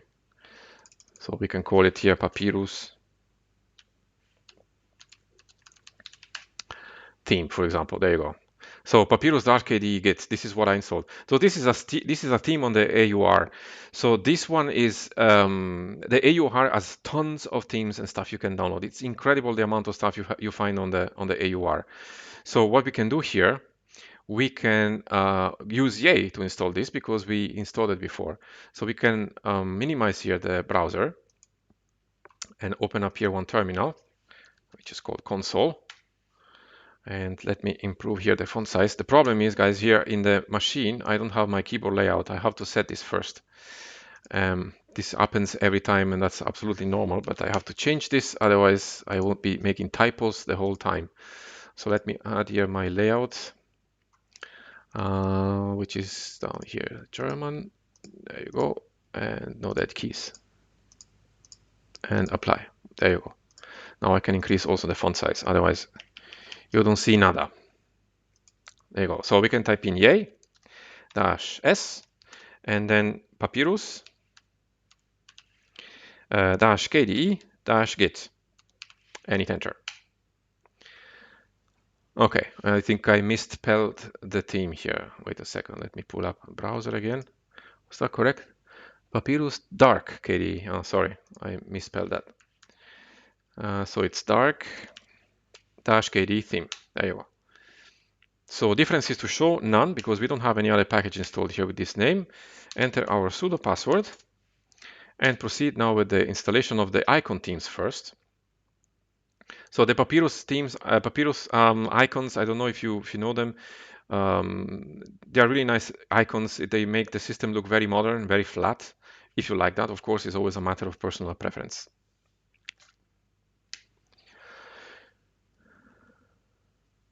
Material Dark for Chromium, yeah, that's also a very nice theme. Oh, cool. This is already installed here. So let's close the terminal and let's open up our settings. Go to Global Theme, and if you have Papyrus Dark now, and click Apply. And now changed all the icons also on the system here. And let's minimize here. Change also the colors, of course, but it changed also all the icons. Look at the file manager, for example, Dolphin. It looks very different now. And this is a theme which I like very much. And we can combine these two. What I did yesterday in my machine, for example, I combined these two with this theme and no, not the file system here, with this theme and the transparency from the plasma theme here. Go to Breeze with transparency and click apply. So you have a transparent panel here, nice icons. Now we just need a nice wallpaper or a better wallpaper, let's say. So, guys, we have the wallpaper, one of my favorite wallpapers. If I click here, I type in space papers. It's the KDE wallpaper. I don't know, yesterday I found it immediately. Today it's not appearing. But anyway, we can install, wait, KDE maybe? Nope. Sometimes it comes, sometimes not. Okay. I'll take a 4K. No. Okay. Doesn't matter. We'll just download a space wallpaper. They look good here. Space. There you go. This is it. Okay. Install. I'm going to install the 1080p version. There you go. Click close here. Select the newspaper, the wallpaper, and now we have our wallpaper here. So this is a very nice combination. What also is very important, you guys, to know is one thing which I noticed many people asking about when they have a high DPI display. There is always an issue that you have a 4K display, you scaled up to 100% the scale, but your login screen looks very small because they don't synchronize. There is an option actually in KDE to synchronize that. If you go under workspace behavior, I think it was there. Nope, sorry. Under startup and shutdown here, because this is our STTM, the display manager, and we go to advanced here. We have this option here, settings synchronization.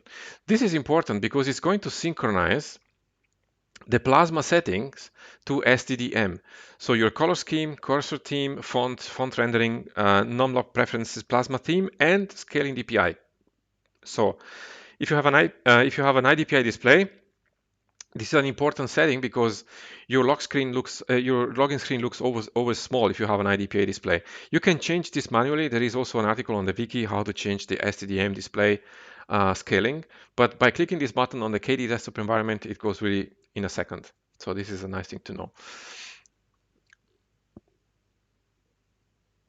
Can I set up double-click rename for files on the desktop? Well, if that's an option, it will be probably under window management. No, not under window management. It could be under workspace behavior. By the way, the thing here which sometimes confuses people is this single click to open files and folders, which comes standard in KDE. That means basically if you have a file or a folder, you just click once to open it. So if you're coming from Windows or Mac, normally you don't have this, so it might confuse you the first time. So you can switch this off by clicking double click here to open files and folders, and then you will have a behavior which is the one you're used to basically. Wobbly Windows, yeah.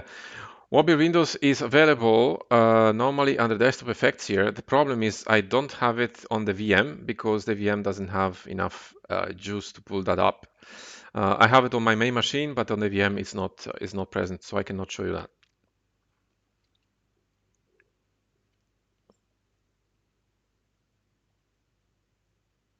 Double click is both. Okay.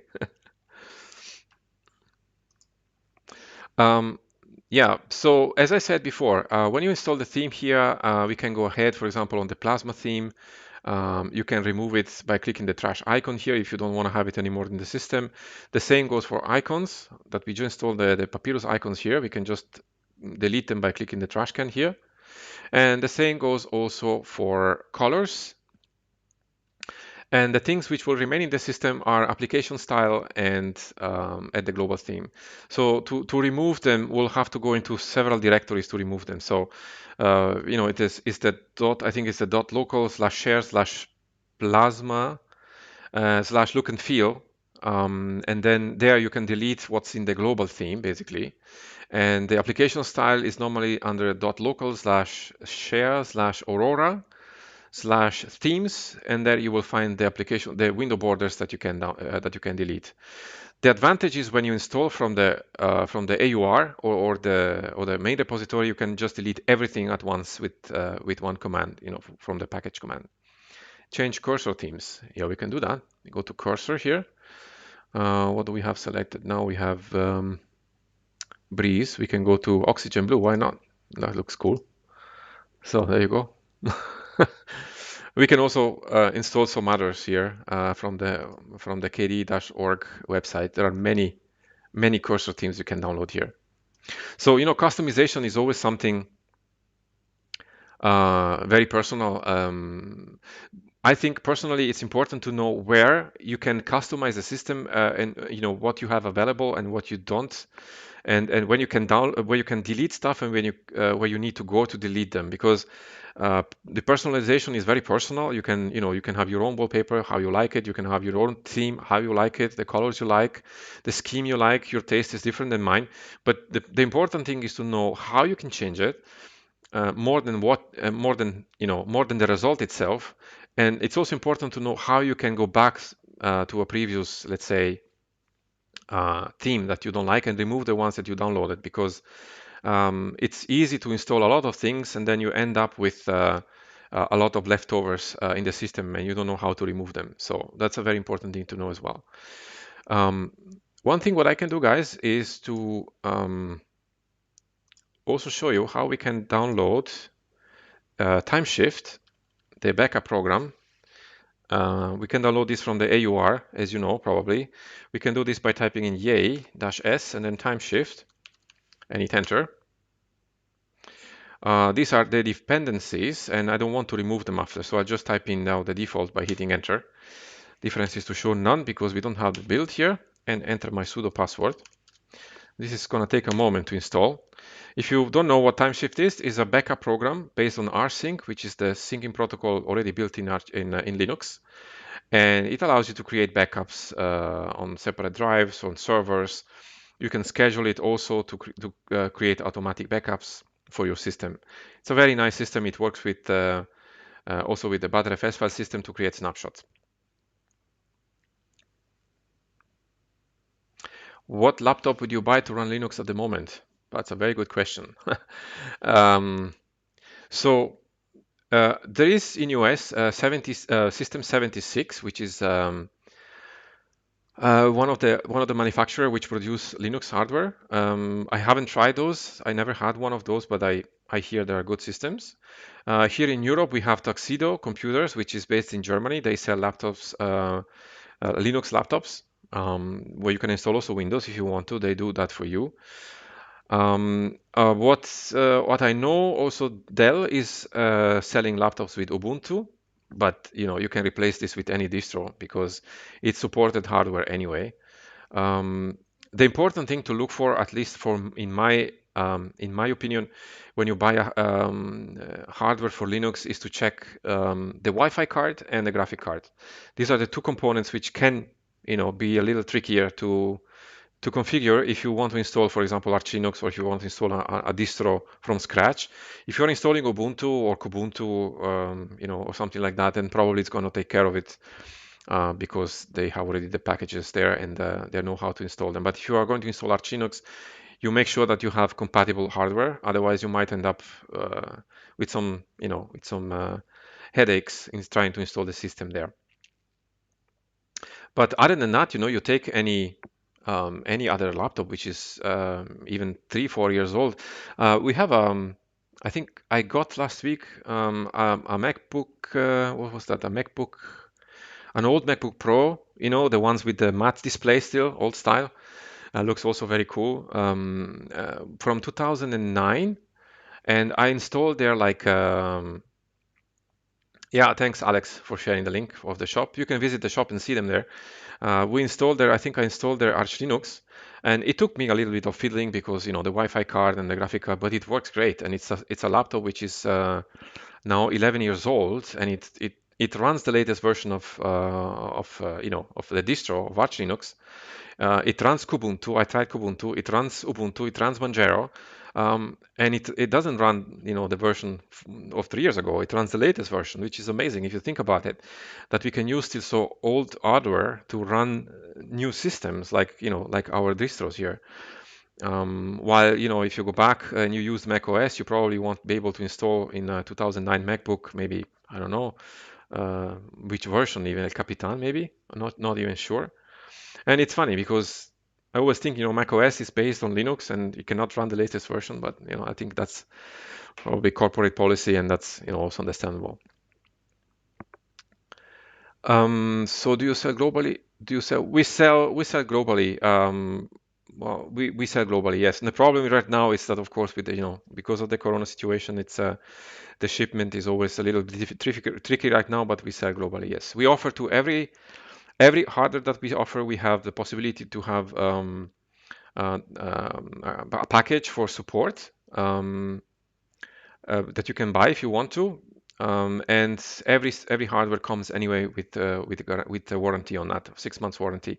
On most of them, we change the battery because they have all the batteries in there, and in some of them, we replace also the hard drive with newer SSDs or. Oh, we sell on in Europe, Alex. Sorry, Alex is more informed than me. You're right. Yes, we sell on in Europe. That's true. Sorry about that, guys. Um, we change the drives. We put in bigger SSDs, or we replace the old HDDs because they're a little bit slower. But we make sure that everything works out of the box, and and then we'll set them up.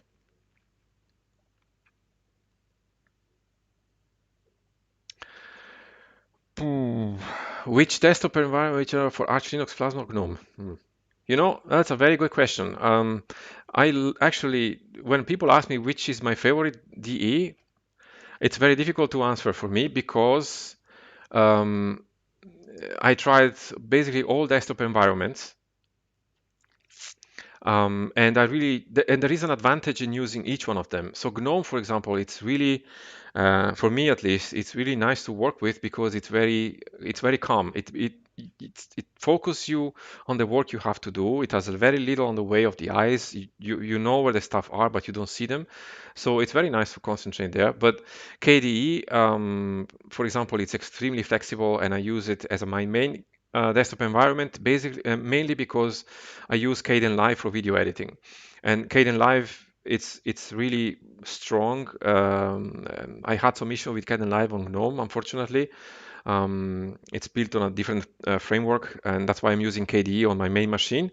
But I love XFC, for example. XFCE is a great desktop environment, and it's actually the one I'm going to customize next in the next tutorials. Why I like XFCE is because it's very modular. So You can have it really naked with basically nothing in there, or you can make it really like a full desktop environment. It looks really nicely done, and that's also one nice desktop environment. I like also the Budgie desktop environment. This is also really nice because it has a modern mix between GNOME and how they display the panels, how the stuff it's laid out in the system. It's really nicely done. I like also the Budgie desktop environment. Cinnamon is also nice. Yeah, I like also Cinnamon. Although it can be having some issues with some drivers, like it says in the wiki, but Linux Mint is based on Cinnamon and it's really nice. Um, another desktop environment I really enjoy a lot when I use it is Mate, and I've been reviewing recently the Ubuntu Mate version, and it was absolutely amazing to work with that because it's really well built together. Mate is it's very simple. It's a fork of GNOME, but it has so many nice little things in there, which makes the whole work really fun to also to do. So Mate is also a nice desktop environment, which I like. The one I use most of the time right now is KDE because of the productions I'm doing with the videos. But on my laptop, for example, I use most of the time GNOME.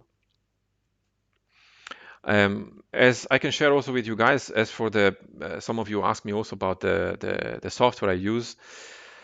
Um, I'm not a heavy user, I have to say.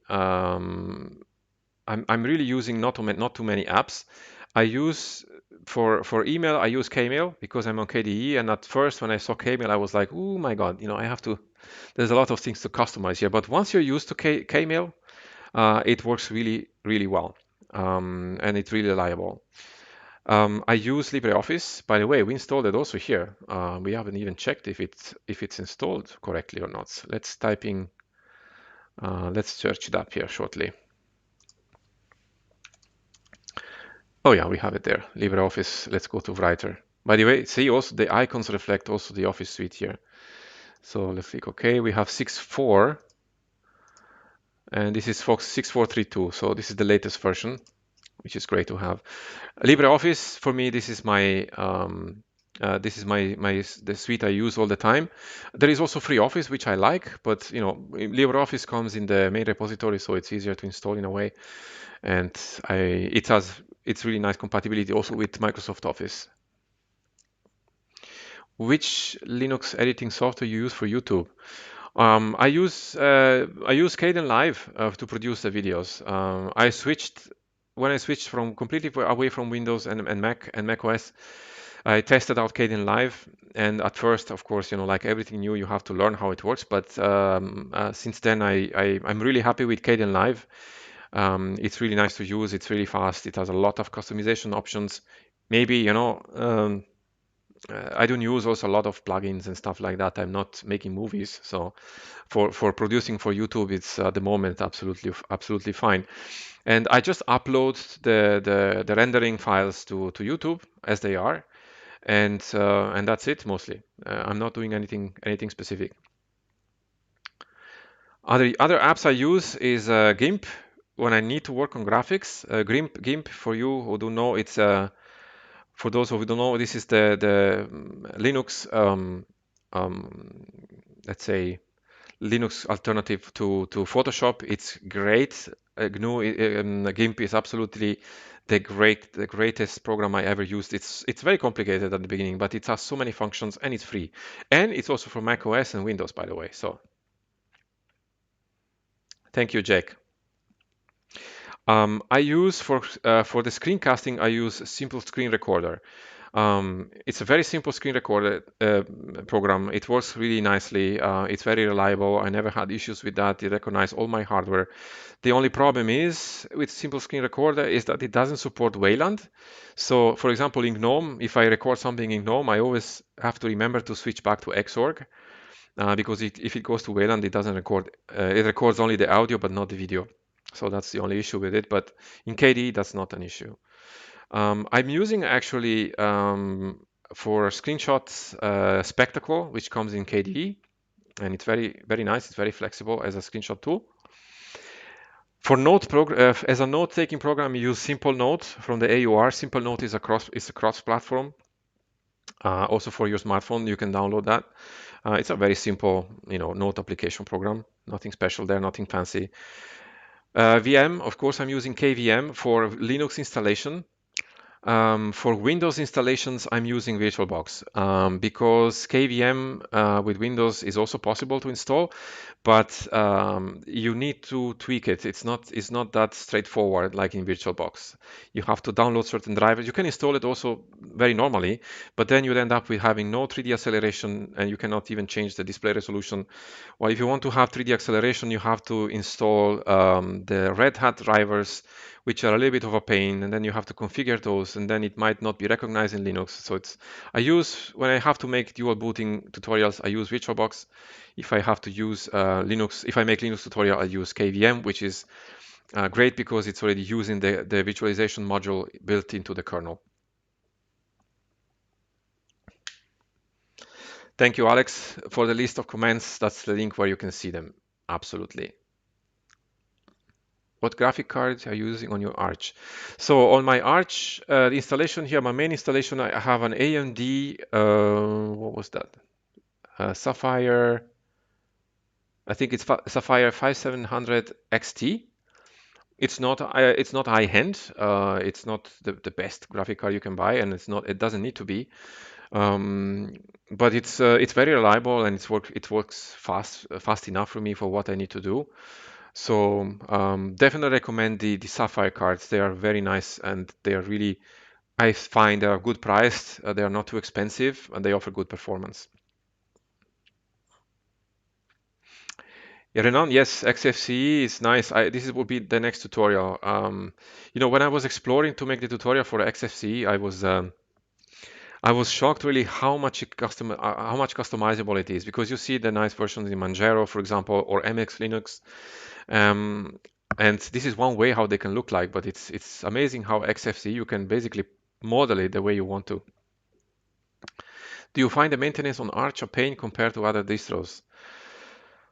To be honest with you, no. Um, but depends a lot also on what you install on the system, I have to say. Like I said, I'm not a heavy user. I don't install a lot of apps.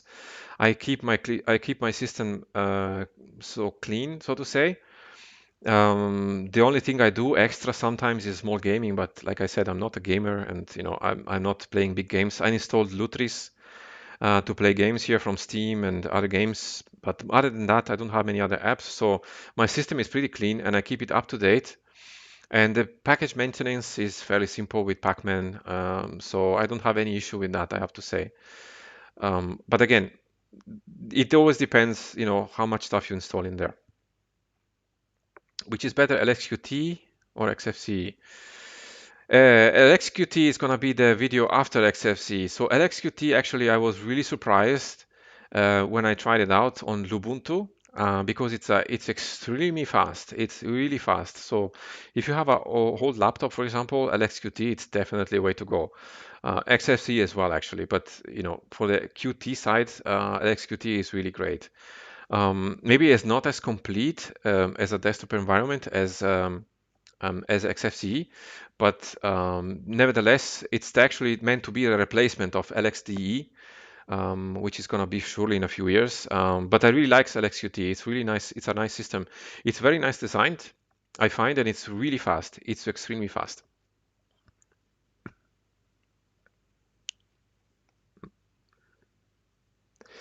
How to use timeshift? Yeah, sure, we can do that.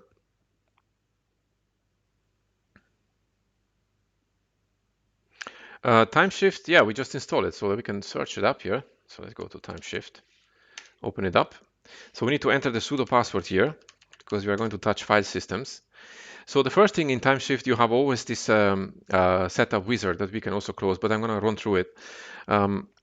So it basically asks you to select the snapshot type. So right now we need to select rsync because our system is not Btrfs. If you have a system in Btrfs like OpenSUSE, for example, that you will go with Btrfs. Or if you installed Btrfs when we install Linux, Arch Linux, we could go with this. But we need to select rsync and go to next. So what it's going to do first is going to estimate the system size, how big your system is. So this can take a moment. Why I cannot install Ubuntu Cinnamon? M4A, I don't know why it's telling you that. I would have to look into this. I think I haven't tried Ubuntu Cinnamon. Oh, Johan is saying it's not yet Ubuntu flavor, official Ubuntu flavor. Okay, well, I haven't tried that. I'll have to look into it. So time shift. Now we need to select the disk, which is already there. So VDA2 is our root partition. So we can click next. Now here we can select the the schedule of your snapshots. So basically now it's set to daily, and it's set to keep 5 snapshots per day. You can change this the way you want to. Now the important thing to know, if you are installing time shift, now it's working fine because we installed as a dependency before to other packages cron. And that's why it says here stop cron emails to schedule task. Cron needs to be installed for timeshift to work. If it's not installed, it will tell you that you need to install it. So no worries there. And once you select your schedule, you can click next. And you can select here which partition you want to actually back up. So right now it's excluding everything here, but you could say, for example, I want to back up my root partition. So I can click here. So this is interesting. The timeshift developers, they recommend on their website that you can actually back up your home directory as well. It's possible, but they don't recommend doing that. This is meant for the system, for the system files, and they recommend actually another program to back up the home partition. But I tried it out, and it works also with the home partition. But you have to know the developers don't recommend that. Then we can click next, and that's basically done. When we click finish, the system is going to run then at its own time the backups, or we can create one new one right now by clicking create. And again, this is going to take some time because it's going to make the backup of the whole root directory. If you have a Btrfs file system, it's going to take like a second to do this because really it's like taking a photograph of the system. Ubuntu Lumina. Wow, this is something I have to look into. I have never heard of that. One distro which I recommend you to look at, guys, which is probably still in beta, is Ubuntu DDE. If you like the Deepin desktop environment, I tried it out. It's really nice. It's if you like that desktop environment, of course, it's very elegant. It's still in beta, but it's quite fun to use.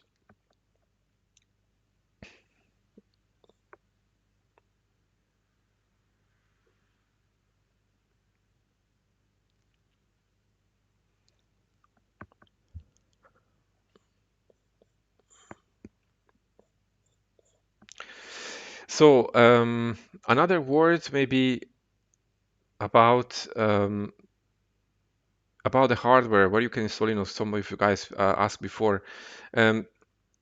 So like I was saying before, to be careful when you buy hardware for Linux. The thing I always watch is the Wi-Fi card and the graphic card. Won't worry so much about the RAM. In most laptops, especially the old ones, you can normally replace it and put more RAM in it and more hard disk. But the graphic card, it's sometimes difficult to replace, and the Wi-Fi card even more so, especially in a laptop. So when you choose a laptop, be careful with that. I recently seen the Dell XPS 9300, the latest model from Dell. The new one, the 13-inch with a very small border. It offers also one version with Ubuntu installed on it, which is nice. I haven't tried it, so I don't know how it works, but I think it's gonna be. It's nice to have at least one big company who who produces laptops with Linux pre-installed.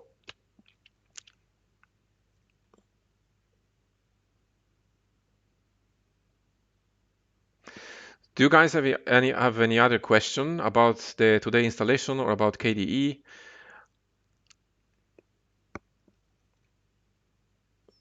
It's finishing the snapshot here. It's going to take some time because it's backing up also the icons I see here.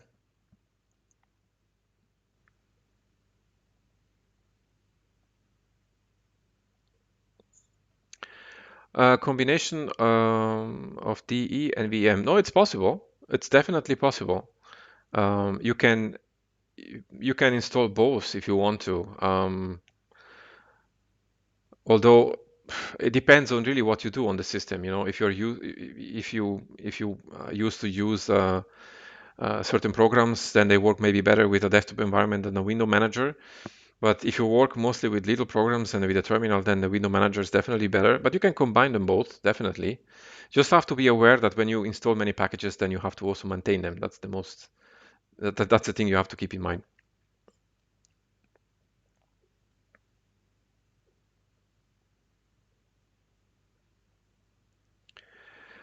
BM many times.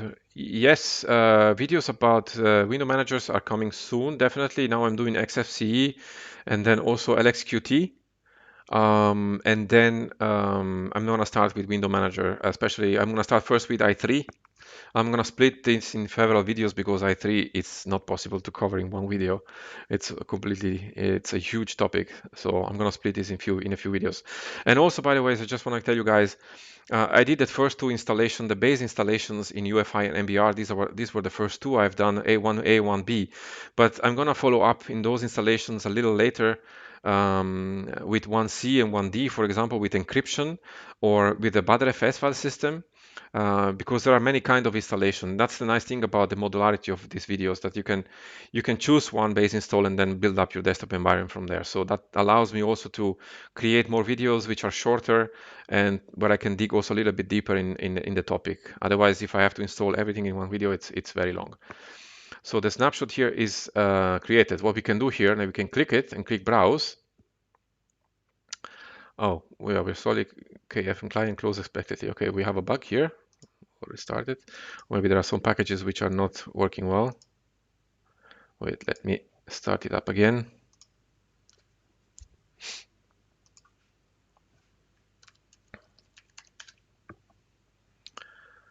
Should be actually working. Okay. Okay, it seems to be there is a bug here in KDE with time shift, or there is maybe an application which is missing.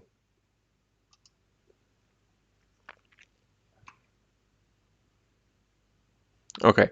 Anyway, when you click browse here, you should be able to browse your root directory and pick files in there if you need them. Now, the thing is, if you have time shift, if you have a snapshot on your time shift here and you save them on a USB, for example, you could, restore your system from there when you need to. So this is how you can use it. What was that? Enable double click rename for files on the desktop. No, I actually don't know that.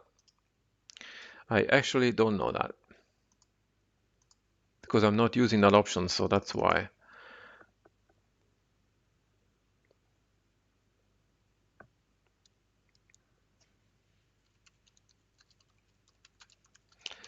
Mm.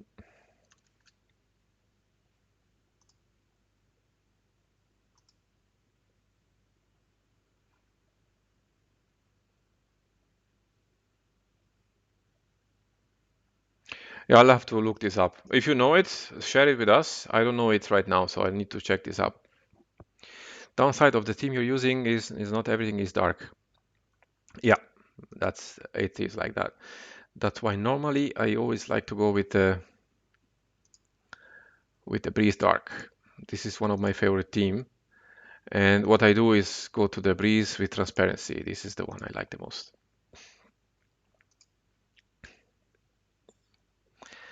Hi. Uh, yeah, we can go, but the installation is almost finished now. But we have still one stream at 8, so you can, if you want, you can join us there.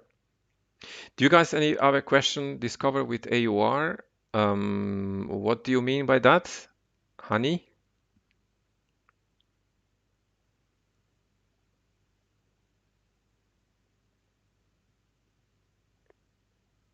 Oh, I see. It was already answered. Okay, okay, okay. So if you guys have any questions, shoot it up. Otherwise, I'm gonna end the live stream for now. We have a second stream coming up at 8, where we are going to again install Arch Linux and going to maybe customize eventually another DE. We'll see what the people there will say. If you have any question, you can write it in the chat. Otherwise, we can close up. You're welcome, Jake, and thank you for the support.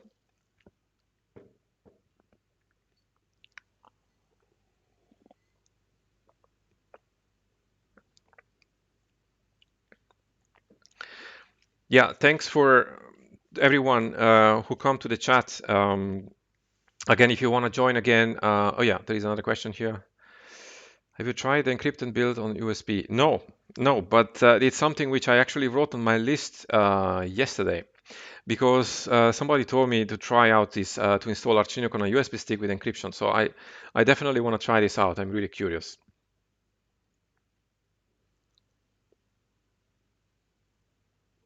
Okay. Thank you, Peppermint. So just you guys again, thank you very much for coming to the chat. If you want to support the channel, you can also go to our store, as Alex sent you before the link. You can donate to the channel as well. Always appreciate that. And stay tuned for more videos. I have a lot of things coming up next week. I'm investing. I'm trying to make the best qualities I can, and I always appreciate when there is a feedback also on the comments. If there is something that you would like to see covered also in the tutorials, go ahead and let me know because I'm always very interested also into knowing what you want to see. And if there is any feedback from your side to me that I can improve, please let me know because I'm always open to that. And for now, I'm just gonna say bye to everyone and have a nice weekend. Stay safe. It's not an easy time right now for everyone, so stay safe, stay healthy, and we'll meet back in the intertubes of the internet very soon. So have a nice afternoon for those of you who are in the afternoon time, and have a nice evening for those of you who are in the evening times. And if you want to join us on 8 p.m., you can do so. Otherwise, we'll see you soon on YouTube again on the other videos as well. Okay. Let me see. For the last questions here we have, hi there, I was late to join. Can you do some videos about SSHFS? Yes. Thanks for that. I'll put it down in the list. SSHFS. That's a nice topic. How to mount ISO on Plasma? How do you mean how to mount ISO on Plasma? You mean to mount an ISO image on the Plasma? It depends on what you do with the ISO image. If you want to install it on a VM, you don't need to do anything.